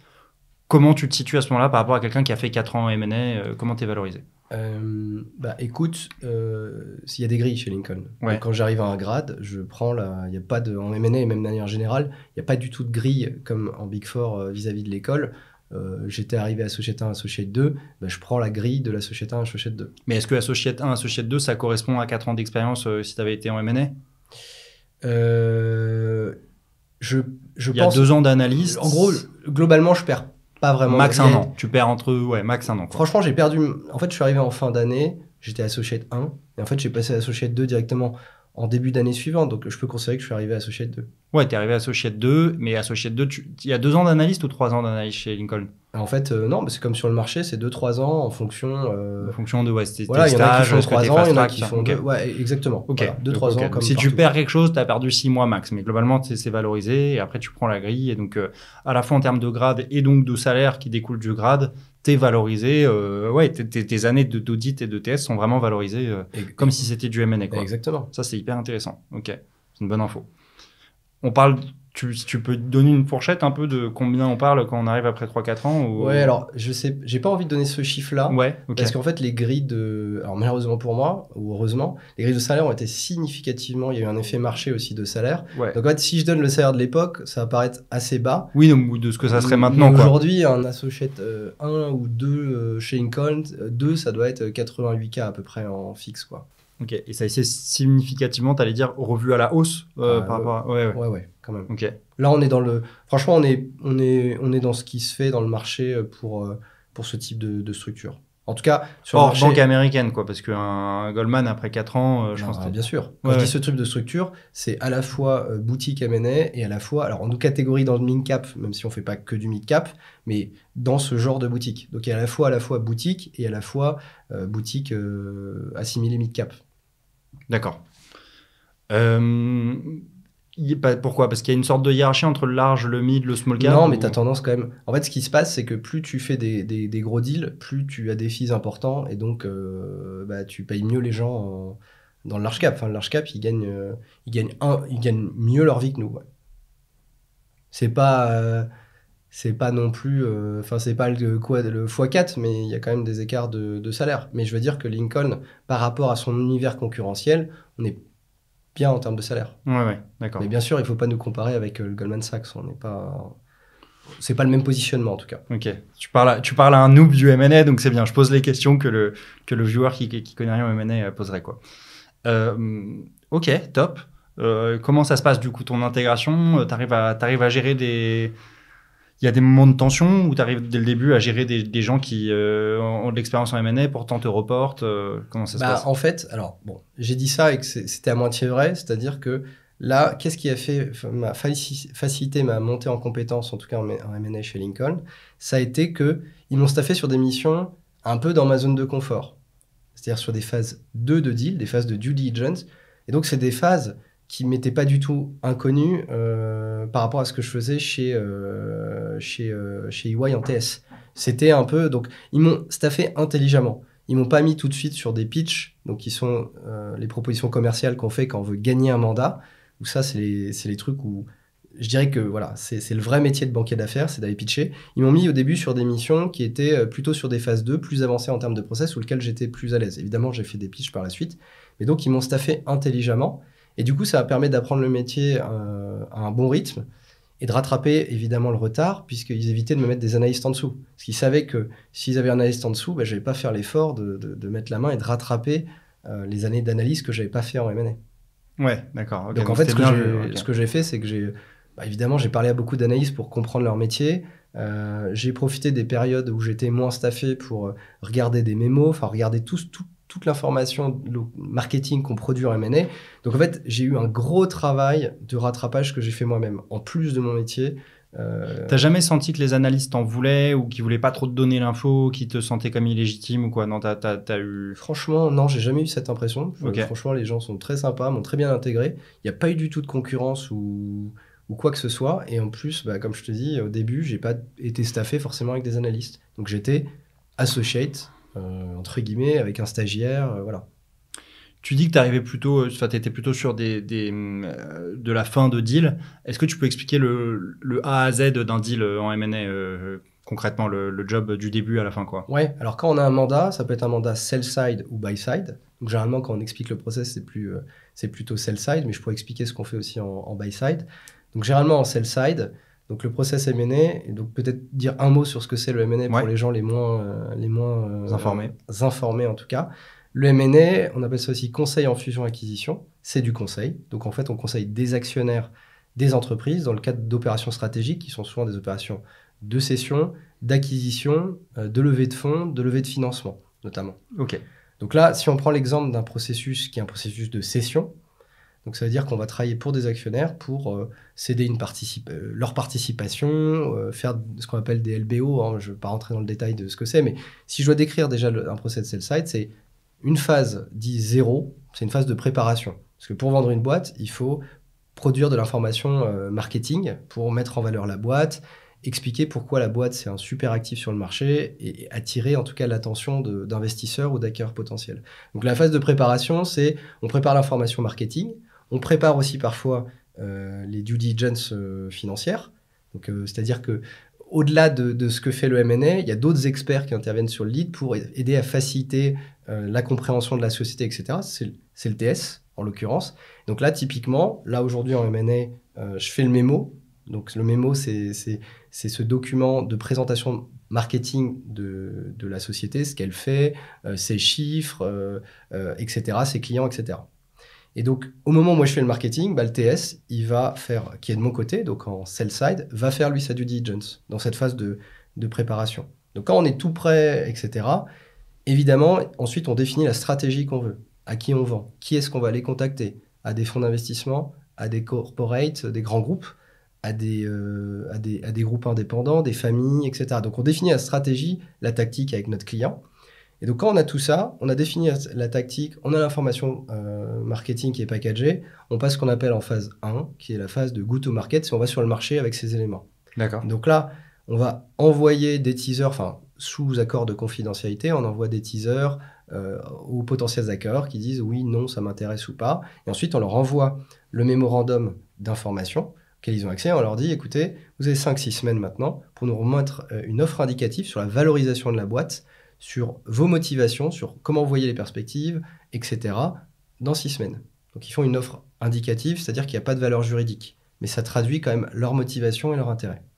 Et donc, après, tu arrives au bout des 5-6 semaines de phase 1, on reçoit les offres. Ensuite, on fait des rendez-vous avec notre client pour, évidemment, savoir qui on choisit. Donc, des fois, souvent, c'est le prix qui joue, mais ça peut être d'autres considérations. Ça peut être la motivation, ça peut être le fit. Et c'est ça aussi notre métier de banquier. C'est mettre en relation un vendeur avec les bons acquéreurs. Des fois, il y a des acquéreurs, ils sortent juste parce qu'en termes de personnalité, ça ne va pas le faire. Donc, on doit avoir ce flair-là, en fait. Et quand on nous choisit en tant que banquier, c'est parce qu'on a des relations et parce qu'on connaît bien les acquéreurs. Parce qu'on a une expertise sur un marché. C'est ça qui est important. Et donc, quand on a reçu les offres, on choisit des offres sur la base de certains critères en fonction des objectifs de nos clients. Et là, on rentre en phase 2. Et là, c'est la phase de due diligence. Donc, c'est ce que je t'évoquais, notamment sur les phases sur lesquelles j'ai commencé à travailler. Et là, on donne accès à travers une data room à beaucoup plus d'informations sur la société. Donc, généralement, on fait rentrer 2-3 acquéreurs dans la data room, les plus motivés, et ils vont revoir cette information financière, légale, fiscale, sur les RH, enfin, tout ça. Ils vont revoir ça, ça leur permet d'affiner le prix pour remettre une offre ferme autour de, généralement, ces 6 semaines plus tard de phase 2. Où là, ils vont remettre une offre ferme sur la boîte, c'est-à-dire qui est juridiquement engageante. Et à quel moment, du coup, tu mandates des équipes de TS pour faire ce job-là, du coup ? Alors, c'est pour ça que je te disais, c'est que le TS à la vente, il fait ce qu'on appelle une vendor due diligence, donc un rapport d'audit d'acquisition, mais à la vente. Donc, de l'autre côté, lui, il le fait dans le cadre de notre préparation. D'accord. Dans la phase, ce que j'appelais la phase 0. D'accord. Donc, mais ce rapport n'est transmis qu'en phase 2. Ok, compris. Et donc, et en revanche, les acquéreurs vont, eux, aussi missionner du TS, mais en buy side. Pourquoi ? Parce que dans une due diligence, il y a des manières de présenter l'information et en fait, souvent le buy side va permettre de challenger, va faire des analyses sous d'autres angles, va permettre d'arriver peut-être des fois à d'autres conclusions parce qu'ils se disent, oui, même si le TS c'est un expert indépendant, on peut présenter, ce qui est dans un rapport de vente, des analyses qui sont un peu plus favorables aux vendeurs. Et c'est pour ça qu'il y a des acquéreurs qui mandatent aussi du TS à l'achat. D'accord. Et c'est là où les gars, en phase 2, ils font ce qu'on appelle des expert sessions, c'est que chaque partie a ses experts. Ils ont ses experts TS en finance, ils ont ses experts RH, en RH il faut, taxes, donc fiscales, etc. Et les experts vendeurs et acheteurs se rencontrent, répondent aux questions, etc. En l'occurrence. Ok. Et donc cette phase 2, à l'issue de cette phase 2, tu as des offres fermes, cette fois-ci, donc là vraiment sur la table. Donc tu choisis une des offres fermes. Mais ça arrive, alors, j'ai pas dit, mais ça arrive qu'on ait 0 offre indicative. Donc là, le marché M&A actuel, ça arrive qu'on a 0 offre indicative, ça arrive que les offres sont pas du tout au niveau et que le process s'arrête en phase 1, ça arrive qu'on ait 3 offres indicatives et plus que 2 offres fermes. Enfin, il y a plein de scénarios. Là, je te donne Un mec qui se retire, ouais. un mec qui se retire pour X raisons, etc. Nous, notre but du M&A, c'est que le deal aille au bout, évidemment, mais que évidemment nos clients soient contents et qu'on ait le deal réponde à leurs objectifs, que ce soit des objectifs patrimoniaux, de valo, des objectifs de transmettre la boîte à la bonne personne, etc. etc. Si le deal va pas au bout, tu factures quand même au client parce que tu as fait tout un travail et ça? Non, c'est une vraie différence, par exemple, entre le TS et le M&A. Le M&A, on est souvent en success fees. Et zéro, il n'y a aucun coût fixe. Tu peux avoir... Non, alors ça arrive, il y a des cas, mais ça ne marche pas pour les fonds d'investissement, ça marche pour les corporates, qu'on peut avoir ce qu'on appelle des retainers. C'est-à-dire, généralement, c'est quand la mission, on sait qu'elle va être longue, elle demande beaucoup de travail et une chance de probabilité d'aboutir qui est faible, on peut demander, je sais pas, 10, 15, 20 000 euros par mois, quoi qu'il arrive. Et là, c'est sûr d'être facturé. Mais sinon, c'est au success fees. Moi, je peux te dire que j'en ai bossé parce que je suis arrivé en octobre 2019, Covid en mars 2020. Moi, j'ai eu des dossiers qui sont partis genre à une semaine proche de la fin, qui sont malheureusement arrêtés. Et là, bah, tu as bossé 6 mois, 1 an, et tu n'es pas payé. Bon, la différence, c'est que quand ça close, généralement, on est bien rémunéré. Donc, all in all... ça impacte ton bonus ou la boîte te dit, bon, bah, c'est pas sûr que ça impacte ton... Ah oui, d'accord. Donc, le bonus, c'est vraiment sur les deals sur lesquels toi, tu as bossé. Non. Alors, ça impacte ton bonus, mais au titre de la performance de la boîte, de la boîte. Pas mon bonus à moi, parce que t'imagines... Mais comme toi, tu es dans une structure un peu réduite, du coup, un deal qui se fait pas, ça impacte la performance de la boîte. Tout dépend de ce qui pesait dans le truc ou pas.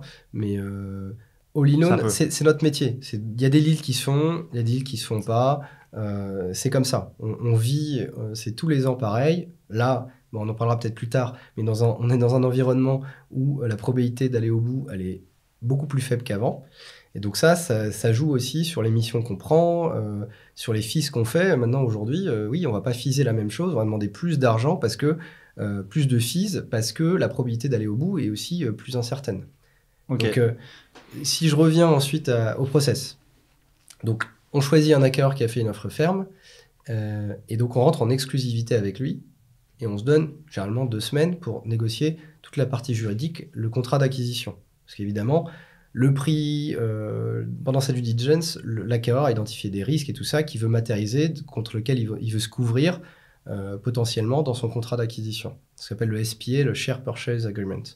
Et donc, quand tous les avocats, et c'est là où tu as des avocats acheteurs et vendeurs qui font en sorte de mettre en musique dans des contrats tout ça, et quand tu as tout ça qui est bon, il y a les signatures des contrats d'acquisition, et là ce qu'on appelle le signing d'un deal, mais c'est pas fini, parce que derrière, il y a le closing, et en fait, entre le signing et le closing, tu as des contraintes parfois, alors des fois, signing égale closing, mais parfois, tu as des contraintes réglementaires et légales à respecter. C'est des fois validation par les autorités de la concurrence, tu as validation quand c'est des investissements étrangers en France, aujourd'hui sur des secteurs critiques, en cybersécurité, etc. Tous les dossiers cybersécurité passent par le bureau de Bruno Le Maire aujourd'hui. Donc, tu as ça à lever. Et des fois, tu as aussi un aspect plus social d'information, consultation des salariés.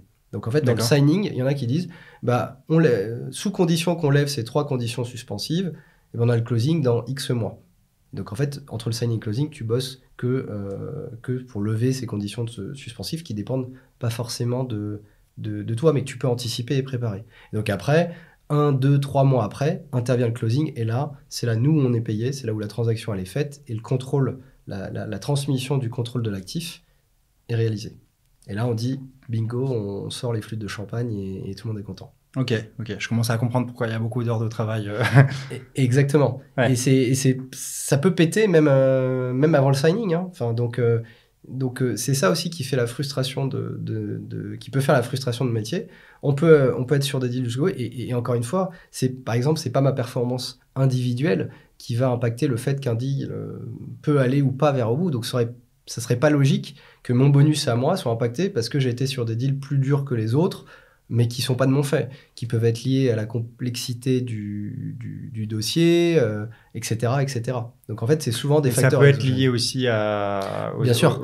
Si une banque d'affaires fait mal son métier, Bien sûr que ça peut être lié aussi à une banque d'affaires. Que les gars qui arrivent dans la data room disent « Ah ben non, vous n'aviez pas été clair sur telle et telle info, moi je savais pas ça. » Ça veut dire qu'on a fait mal notre métier là, à ce moment-là. Ouais. Oui, ça arrive, mais c'est quand même plus rare. Quand un deal pète aujourd'hui, quand tu vois des deals qui s'arrêtent, c'est parce que le vendeur, il vend un prix à 100, il y a 3 hackers qui donnent des prix à 70, bam, il se passe rien, voilà, on arrête tout. Il n'y a pas d'offre au prix indiqué, le process s'arrête. Tu vois, ça peut être la performance de la boîte, parce que c'est des process, en termes, si on le met dans un calendrier, en tout cas un process comme ça, en sell-side, avant ça pouvait durer, parce qu'il peut y avoir plein de rebondissements, tu as des gens qui peuvent aussi aller plus vite que d'autres, et préempter, enfin là je t'ai donné un process assez classique, mais ça peut se dérouler différemment, ça peut durer 3 mois, comme des fois ça peut durer 1 an et demi, tu vois, un process. Donc en fait, entre-temps, la performance de la boîte, elle peut baisser, elle peut être aussi... Donc, il peut y avoir des nouveaux hackers qui sont chauds, il peut y avoir plein de trucs. Nous, on essaye quand même de cadrer les choses et éviter ce genre de choses, que si le mec c'est pas mis dans le process, c'est un process concurrentiel, tant pis pour lui, tu vois. Si en revanche, on a un process qui est parti dans le mur parce qu'on n'a pas d'hackers au bon prix ou pas d'hackers qui correspondent aux objectifs de nos clients, on est capable d'aller rechercher d'autres hackers, étendre la liste des hackers qu'on va aller chercher et voilà. Et redémarrer un process comme ça. À la fin, le deal, il part à la meilleure offre ou il peut y avoir des critères extra-financiers? Il y a clairement d'autres critères. Ouais. Il y a d'autres critères extra-financiers. Je t'ai dit tout à l'heure, il y a le fit hyper important. Un fonds d'investissement, par exemple, qui rentre en tout cas au capital d'une société, franchement, tu sais que tu vas passer peut-être 3, 4, 5 ans avec lui. Donc, il faut qu'il y ait du fit. Il faut que tu te dises, j'ai envie de travailler avec ce gars-là. Donc, il y a la personnalité, il y a le projet, il y a qu'est-ce que l'hacker peut apporter aussi à l'acheteur. Est-ce que ça peut être des fois un réseau qui va permettre de développer son business? Ça peut être un hacker qui a une expérience dans l'internationalisation de business. Donc, si toi, tu te dis, moi, mon but, c'est de partir hors du marché français, c'est d'aller en Allemagne, c'est d'aller en Angleterre, d'avoir un hacker qui a aussi cette compétence, peut-être tu préfères recevoir peut-être 1 million de moins, mais avoir le fit plus un mec qui a de l'expérience pour faire grossir des boîtes, scale up, à la fois en termes d'expertise, mais en termes de géographie. Voilà, il y a d'autres critères qui peuvent rentrer en compte. Il peut y avoir des cas où tu vends complètement une business unit, une antenne, tu vas t'en séparer, tu t'en fous de la suite, tu veux juste recevoir le plus d'oseille possible, non? Là, je t'ai donné un cas de process. Là, je partais dans des explications qui sont plus des projets de 10. On cède une participation de fonds, mais tu vois, on peut travailler autant pour un corporate, c'est-à-dire un grand groupe, par exemple, je reprends l'exemple de Saint-Gobain, on peut travailler sur Saint-Gobain. Lincoln, on travaille beaucoup avec Saint-Gobain, notamment. On peut travailler avec Saint-Gobain pour céder une usine, pour céder une partie de leur business parce que ce n'est pas un actif ou un business qui est dans leur stratégie de croissance. Donc, on peut travailler pour des grands groupes, des corporates. On peut travailler pour des fonds d'investissement, parce que les fonds d'investissement, c'est leur métier, d'investir, de désinvestir. Voilà, c'est tous les 3, 5, 7 ans. Et on peut travailler aussi pour des groupes indépendants, pour des groupes contrôlés par des familles, des entrepreneurs, qui ont des problématiques de succession, de transmission, qui se disent j'ai une boîte qui vaut 40 millions, mais j'ai 10 000 euros sur mon compte en banque, j'aimerais bien réaliser une partie de mon patrimoine, ce genre de problématique. Nous, on est là pour les aider à atteindre ces objectifs. Ok, bien intéressant. J'aimerais bien qu'on bascule du coup un peu sur les tendances actuelles du M&A, et puis après on rebouclera à la fin parce que vu que tu es assez senior maintenant, tu dois faire passer pas mal d'entretiens. On terminera du coup un peu sur le process d'entretien et les conseils que tu as pour les jeunes pour rentrer dans ce milieu-là. Donc, les nouvelles tendances. Là, c'est compliqué en finance actuellement. Comment ça se répercute sur le M&A? Alors, compliqué, il faut nuancer ça. Aujourd'hui, si j'étais une Miss Météo, je dirais que le marché du M&A, c'est nuageux. Okay. C'est nuageux, donc c'est pas au beau fixe, on n'est pas un grand soleil, clairement pas, mais on n'est pas du tout dans un soleil orageux. Je vois beaucoup d'articles, la pire année du M&A 2023, oui, mais il faut savoir aussi que 2021 et le début de 2022, c'était des années aussi records en termes de M&A, donc on a eu un pic aussi de ce point de vue-là. Donc c'est pas un marché qui est catastrophique, c'est juste qu'aujourd'hui, les grandes banques se sont sizées comme si, qu'en 2021, on allait continuer comme ça. Or, ça s'est tassé et ça a baissé, on s'est pris la claque du Covid dans un premier temps, puis on s'est pris la guerre dans l'Ukraine. Alors ça, c'était le coup de grâce qui a entraîné la perturbation des prix de l'énergie, la situation inflationniste que l'on connaît aujourd'hui. Mais pourtant, il y a du M&A. Donc il y a plein mais c'est aujourd'hui, il n'y a pas encore, on est dans un paysage incertain. L'incertitude, c'est ce qui tue le M&A. C'est le pire ennemi du M&A, parce que c'est là où il y a de l'attentisme, parce que les dirigeants d'entreprise, ils se disent, ils gèlent les recrutements, ils investissent moins, ils attendent de voir ce qui se passe. Et en fait, c'est ça qui tue le M&A parce que c'est des opérations quand même structurantes. Et donc, tu te dis, est-ce que j'ai envie de vendre ma boîte ou faire des acquisitions dans ce marché-là? Donc ça tue. C'est pas que ça tue le M&A, ça ralentit le M&A. C'est ouf parce que c'est exactement l'inverse en marché. Tu vois, quand il se passe des... Enfin, en finance de marché, tu as envie que les clients paniquent, tu as envie qu'ils aient besoin d'acheter des assurances, des couvertures, des calls, des puts et tout ça. Et donc, tu fais énormément d'argent. Quand il y a le Covid, tu fais énormément d'argent sur les matières premières quand il y a une guerre en Ukraine et tout ça. Tu vois, donc, ce serait marrant de voir la corrèle entre les deux. J'ai l'impression que les activités de marché sont presque un edge au M&A. Tu vois, le pire qui puisse arriver en finance de marché, c'est le calme plat, c'est on fait rien, tout se passe bien, j'ai pas besoin de me couvrir, j'ai pas besoin de spéculer à la hausse, à la baisse, c'est ce que tu veux, quoi.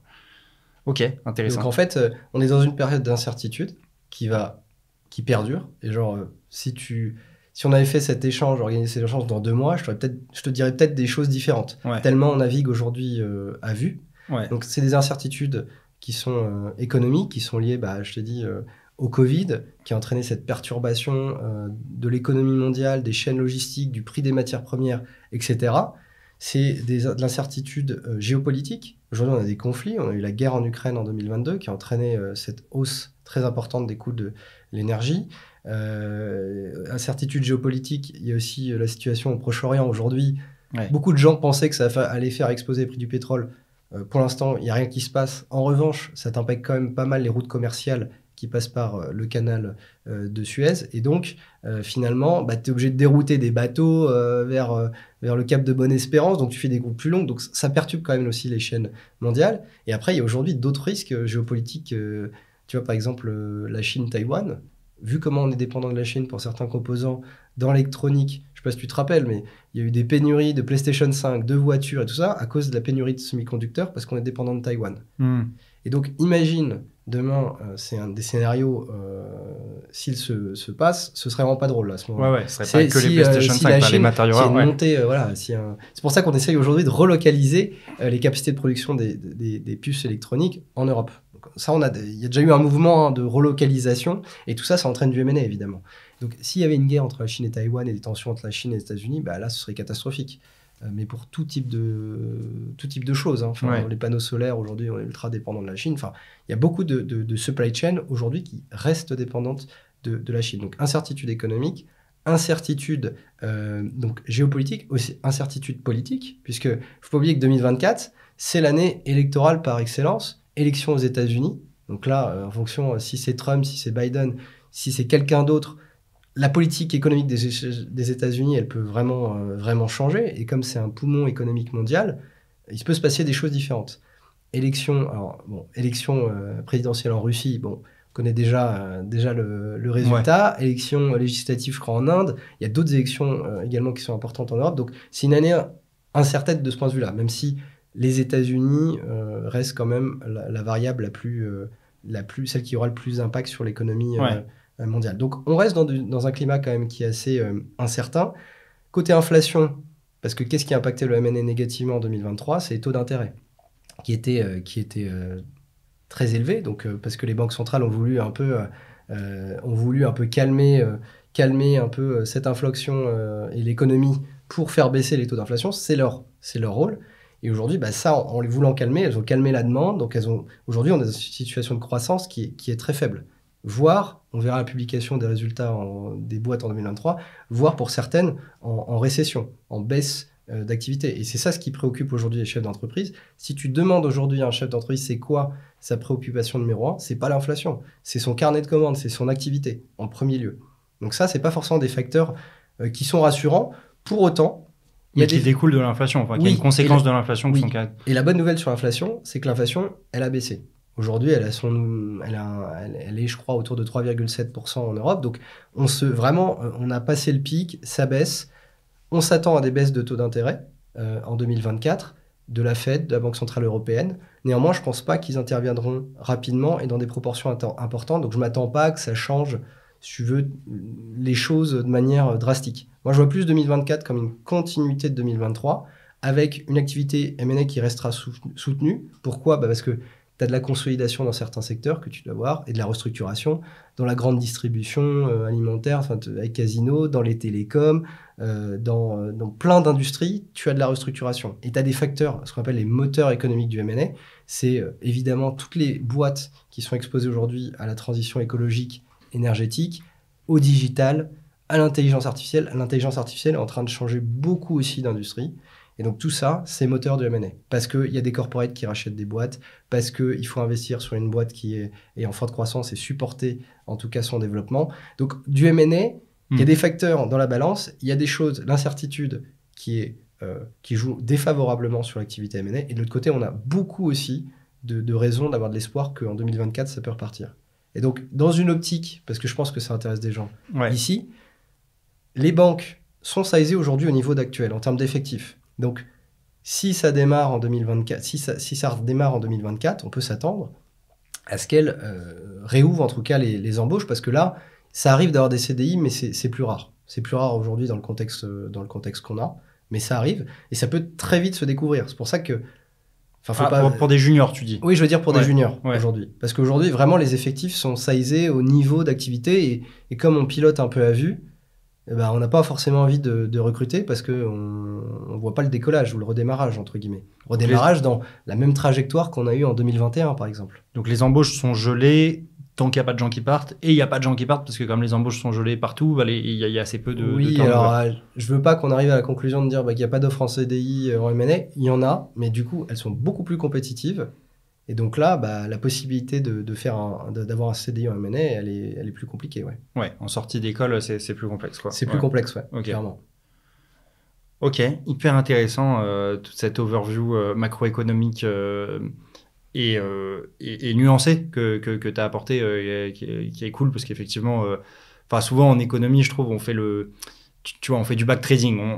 Après coup, on dit, ah oui, il s'est passé ça parce qu'il y a eu ça et tout ça, mais c'est très, très dur en amont de voir, tu as plein d'éléments et de voir lesquels contrebalancent lesquels. Enfin, qu'est-ce qui va offset, entre guillemets, quoi, et qu'est-ce qui va avoir plus de poids qu'un autre élément, quoi. Donc, mais c'est important d'être optimiste quand on est banquier. Ouais. Et il faut savoir aussi que dans le M&A, le fait qu'il y ait des restructurations, ça entraîne du M&A. Quand il y a eu le Covid et que ça a flingué la filière aéronautique, il y a dû avoir des restructurations. Donc ça amène du M&A, de la consolidation, du M&A. Donc même dans les situations de crise, il y a du M&A. Le M&A permet d'accélérer ces mouvements-là, en fait. Donc il faut garder espoir. Moi, je suis très optimiste pour 2024. Je pense que, encore une fois, la météo, elle peut changer un peu tous les mois. Il faut rester aux aguets des informations, des publications de résultats, de ce que va faire la Fed, des élections, de tout ça. Il faut croiser les doigts sur une chose aussi, c'est qu'il ne se passe pas un nouveau choc géopolitique ou climatique ou ce genre de choses qui viendraient un peu du même genre que le Covid, du même genre que l'Ukraine, que le conflit au Proche-Orient n'impacte pas plus que ça l'économie mondiale, parce que c'est le cas actuellement, mais il y a toujours des risques, il ne se passe rien d'autre au niveau de la Chine. Donc voilà, si on reste dans un contexte macro qui est connu, c'est-à-dire dont les paramètres maintenant sont connus, les gens vont aller prendre plus de décisions. C'est marrant que tu disais que 2021 et 2022, ça a été des bonnes années en M&A. Pas tout 2022, mais une partie de 2022, ouais. Ok. Alors que c'était déjà une énorme instabilité. Enfin là, ça fait des années qu'on est en instabilité permanente avec des rebondissements dans tous les sens. Alors c'était l'effet post-Covid aussi. Du fait que le post-Covid, du coup, il y a pas eu de... Là, c'était vraiment... On est passé à zéro. Les usines ont fermé. Enfin, je pense qu'il y a beaucoup de gens, et ça a traumatisé, je pense, les étudiants à ce moment-là, de se dire c'est la fin du monde. Enfin, franchement, je pense qu'il y a des gens qui ont pensé ça. Et aujourd'hui, peut-être qu'on en parlera, mais les mentalités ont changé. Et je pense que le Covid a marqué... comme une guerre, ouais. A marqué comme une guerre. Hein, franchement, avec du recul, on se dira c'est un des pires trucs qu'on a connus peut-être dans le siècle, quoi. Ouais, donc, pour nos générations qui n'ont pas connu de guerre, tu vois, qui avaient connu un peu que des belles années, entre guillemets, c'est clair que c'est le truc le plus marquant qu'on a vécu, quoi. Ok, hyper intéressant. Écoute, pour la fin, ouais, donc toi, aujourd'hui, t'en fais passer pas mal, j'imagine, des entretiens, tu vas passer des... C'est vrai que j'ai eu la chance. Alors, il faut savoir que des entretiens, nous, c'est pas notre métier de passer d'entretien, mais on est fortement impliqué là-dessus. C'est pas mon métier, mais moi, je suis fortement impliqué, en tout cas chez Lincoln International, sur le processus de recrutement, sur le screening de CV. Donc oui, j'en ai fait passer des centaines, oui, tout à fait. Qu'est-ce que tu recherches dans les candidats? Quelles sont les questions que tu poses? Moi, je dirais que dans les entretiens que je fais passer, alors évidemment, entre stagiaire et analyste, j'ai pas les mêmes attentes, mais pour les postes de stagiaire, moi, j'ai besoin de ressentir un peu, pas la passion, mais déjà voilà, un vrai intérêt pour le métier. C'est-à-dire, j'attends que la personne soit très bien informée sur l'activité économique et financière parce que c'est notre quotidien à nous, de rester au fait, parce que c'est ça qui impacte notre métier. Donc, quelqu'un qui regarde pas l'actualité, qui a pas regardé, qui sait pas parler des choses un peu évidentes qui se passent en ce moment dans le monde, bah, ça prouve que c'est quelqu'un qui est pas forcément curieux, qui s'est pas bien préparé. Donc je teste un peu cette curiosité parce que ça démontre justement cet intérêt pour le métier. Comment Donc tu te prépares à ça? Comment tu es au courant à quoi Alors, moi, j'ai un conseil que je peux donner à tout le monde. Il faut se forcer, et que j'ai pas appliqué, enfin, bon, j'ai pas forcément appliqué moi-même, mais avec du recul, il faut se forcer chaque jour à lire 4-5 articles. Echo, Capital Finance en français, Wall Street Journal, Financial Times ou The Economist en anglais. Déjà, vous bossez votre anglais, vous vous habituez à des termes financiers en anglais.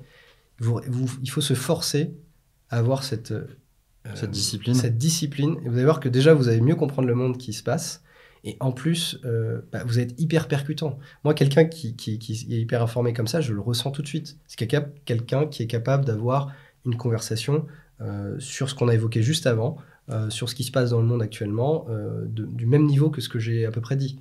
C'est quelque chose qui est accessible à tout le monde. Donc, restez informé. Donc, la curiosité, donc ça, c'est la première chose.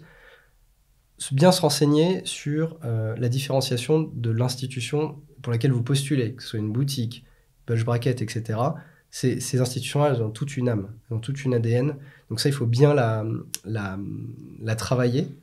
Et c'est important parce qu'on sait, nous, en tant que professionnels, que les candidats postulent dans 5, parfois 10 process à la fois.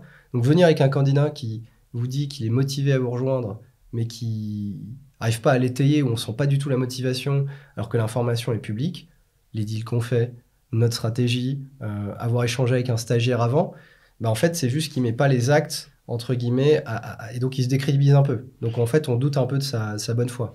Du coup, je t'interromps là-dessus. Quelles sont les différences entre une boutique comme un Lincoln versus une grosse banque, bulge bracket ou quoi Alors, il faut savoir qu'une boutique, par définition, c'est un pur player du M&A, du conseil. Ouais. En l'occurrence, tu as une bulge bracket, ils ont cette activité de corporate investment banking, où tu as le M&A, le CM, l'equity capital market, le debt capital market, le leverage finance, etc.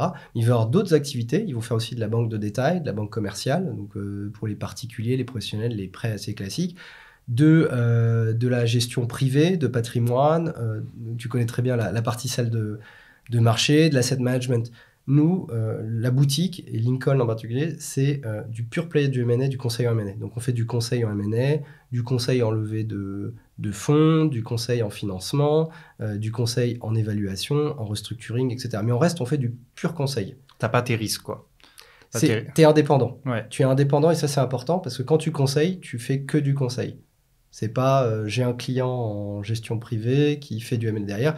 Voilà, toi tu penses, c'est pas que je dis pas que c'est pas objectif, mais tu fais que du conseil. Tu as tes indépendances dans la manière dont tu conseilles ton client. Parce que c'est pas un client que tu auras en gestion privée, parce que c'est pas un client que tu auras dans d'autres trucs, etc. Donc ça, c'est hyper important.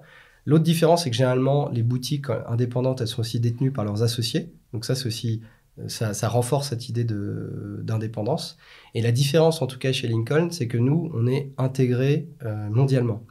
Et ça, cette intégration en fait mondiale, c'est une combinaison où on a un fort positionnement en fait local sur nos marchés locaux et on combine ça avec des expertises sectorielles et une intelligence collective qui est mondiale. Et ça se traduit par la manière dont on va pitcher. On va pitcher à plusieurs bureaux, on va exécuter nos deals à plusieurs bureaux. Donc ça, c'est très fort. On arrive, en fait, si tu veux, on n'est pas un réseau de bureaux, on est un groupe, une culture et on travaille ensemble, on leverage l'information, on leverage nos connaissances marché, nos expertises sectorielles. Donc la différence d'une boutique de ce point de vue-là par rapport à une bulge bracket, c'est qu'on est beaucoup plus agile parce qu'on est indépendant, on fait que du conseil, plus réactif et je pense d'un point de vue sectoriel, plus expert sur nos secteurs en tout cas. Donc ça c'est hyper intéressant. C'est quoi les secteurs de Lincoln, si tu peux les donner un peu sur lesquels? Ouais, alors nous on couvre quasiment tous les secteurs assez classiques, le healthcare, donc la santé, l'industrie, le business service, donc les services professionnels, la tech, TMT, et le consumer goods, ce qu'on appelle, les produits de grande consommation. Donc c'est les grands 6, on fait aussi du FIG, donc tout ce qui est banque, assurance, mais c'est à peu près ce que tout le monde fait, on est généraliste, avec des expertises quand même sectorielles. On a une boîte qui a une forte ADN industrielle, donc ça c'est important parce qu'on a une boutique qui vient de Chicago, avec l'Industrial Belts là-bas. Et donc voilà, on a vraiment une ADN multisectorielle, approche fort en local et ce leverage, cette capacité à travailler ensemble et à leverager l'expertise sectorielle. C'est-à-dire, par exemple, moi je suis déjà pitché pour une boîte avec un MD américain, un MD français, un MD japonais. Alors imagine en termes de fuseau horaire comment c'est la galère pour organiser un truc comme ça. Donc il faut le faire vraiment au milieu de la journée en française. Mais tu vois, et c'est des collègues qu'on connaît. On n'est pas un réseau, on est vraiment one firm. C'est ça notre stratégie et c'est unique aujourd'hui sur le marché. C'est unique parce que d'un pays à l'autre, Lincoln, nous, on n'a pas du tout les mêmes concurrents d'un marché à l'autre. Ce qui prouve qu'on est vraiment intégré, nous, mondialement. En France, on n'a pas du tout les mêmes concurrents qu'en Angleterre, qu'aux États-Unis, qu'en Allemagne ou ailleurs. Ok. Par contre, eux, ils nous retrouvent sur tous les trucs, quoi. D'accord. Donc, si je reboucle sur la question initiale, Ouais. ce que tu recherches chez un candidat, c'est donc d'avoir une culture économique, voilà, où tu sens qu'il lit la presse, qu'il est au courant un peu des derniers deals et tout ça. 2, de comprendre la culture de l'entreprise. Est-ce qu'il parle à une grande banque qui a plein de différentes activités, des potentiels conflits d'intérêts entre ces différentes activités, ou est-ce qu'il parle à une boutique, voilà, d'avoir vraiment une... Donc sa motivation, Ouais. globalement, ça c'est Ok. important. Montrer que vous êtes intéressé, vous n'êtes pas là pour faire un entretien juste parce que c'est un procès de plus et vous attendez les entretiens. Montrer que vous êtes vraiment intéressé. Ou en tout cas, soyez transparent. En tout cas, moi j'ai jamais éliminé quelqu'un qui me dit que Lincoln c'est mon deuxième choix, par exemple. Parce que je trouve ça déjà hyper fort. Ouais. Et je me dis, le mec est transparent. J'ai jamais éliminé quelqu'un pour ça, en l'occurrence. Alors, Parce que tu lui poses la question. c'est pas un conseil que je donne, d'être forcément très transparent, mais moi, typiquement, ce n'est pas éliminatoire. Ben, bien sûr, je leur demande. Et évidemment, tout le monde te dit, ouais, Lincoln. Enfin, évidemment. Alors que peut-être quand ils vont voir d'autres concurrents, ils disent, bah, cette fois-ci, oui, c'est l'autre machin. C'est un peu le Je rêve de Lincoln depuis tout petit. Mais moi, bien sûr, ouais. qui ne rêve pas de Lincoln depuis tout petit, mais en l'occurrence, on veut cette motivation, c'est de l'information publique. Donc, si vous n'êtes pas un minimum renseigné, c'est pas bien. Donc, motivation, pour moi, c'est plus de 50% de la décision. D'accord. De ma décision. Ouais. Donc, être informé, la motivation. Évidemment, c'est important de montrer que vous avez compris le job que vous allez faire. Il y a beaucoup de gens qui postulent à des stages en M&A qui ne savent pas ce qu'ils vont faire en réalité. Donc, parlez aux stagiaires, contactez des stagiaires en poste, des anciens stagiaires, qui ont fait votre école, pas votre école, demandez ce qu'ils font. Parce que quand j'entends, moi, des stagiaires qui me disent « je vais faire des trucs qui sont complètement à côté de la réalité », je me dis « le mec, il sait pas où va mettre les pieds, il va être potentiellement déçu de son stage, et c'est pas sérieux non plus. » Il s'est dit « c'est prestigieux, je vais être bien payé, let's go, je veux être là. » quoi. Bah, peut-être, mais en tout cas, ils ont les moyens de se renseigner. Parce que des fois, d'une boutique ou même dans une autre structure, les tâches des stagiaires peuvent être un peu différentes. Donc, il faut se renseigner, montrer qu'on a compris ce qu'on va faire. Ça, c'est très important, c'est qu'on a compris la réalité opérationnelle de ce qu'on va faire. Et dernier point, c'est la technique. Il faut se préparer. Je dirais qu'aujourd'hui, il y a toute l'information qu'il faut gratuitement à travers vos cours, etc.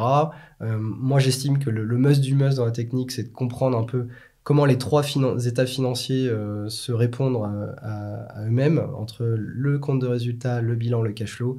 Il faut savoir bien jongler ça. Puis c'est des choses normalement qu'on apprend en cours. Et après, c'est les choses classiques. La valorisation, savoir expliquer un process M&A. Moi, j'ai plus tendance à faire des mises en situation, des cas pratiques pour vérifier ces points-là, plutôt que poser des questions où je me dis, les mecs, on leur a posé 400 fois la même question, ils ont peut-être fait des formations pour faire ça, etc.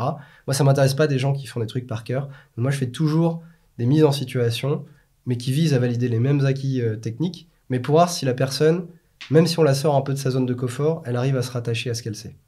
Donc, si je dois résumer, c'est ça. C'est ces critères qui sont importants. Ok.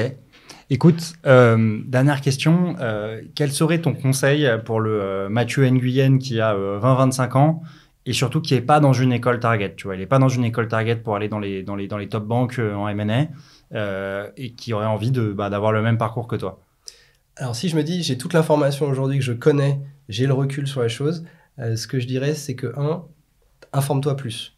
Informe-toi plus sur les métiers. Fais des événements. Il faut que tu aies un choix éclairé au moment que tu commences ta carrière. Donc, informe-toi plus sur les métiers. Informe-toi plus sur l'activité économique et financière, comme je le disais.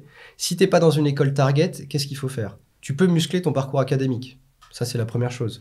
Aujourd'hui, il y a des formations type des masters spécialisés, des Masters of Science, qui sont dans des écoles target, qui ont un certain coût, mais qui te permettent, moi j'en vois plein des CV comme ça, école non target versus, et ensuite master spécialisé. Ça va te permettre de passer des screenings, et après, il faut que tu te prépares pour les entretiens. Donc ça, c'est quelque chose d'important. Évidemment, le réseau. Faire marcher son réseau, c'est important. Moi, j'entends beaucoup de gens qui disent, ouais, mais moi, j'ai pas de réseau, ma famille et tout ça. Moi, je suis exemple type. J'avais pas de réseau qui venait de ma famille, et pourtant, je m'en suis sorti. Parce que pourquoi? C'est quoi un réseau? Quand vous n'avez pas de réseau, et ce qui est faux, parce que vous avez le réseau de votre école après, il y a forcément des gens dans votre école, vous avez accès à un annuaire des anciens qui font du M&A. Exploitez ces sources-là. Et quand vous n'avez pas ça, si on dit que vous n'avez ni école, ni famille, ni ce que vous voulez, vous allez faire d'autres types d'expériences. Il n'y a pas que le M&A dans la vie. Vous pouvez faire du M&A dans des plus petites structures, du M&A corporate, qui sont moins regardants en tout cas sur le profil académique, parce qu'en France, c'est vrai que c'est ultra élitiste, versus les pays anglo-saxons, on valorise beaucoup plus, en tout cas, l'expérience.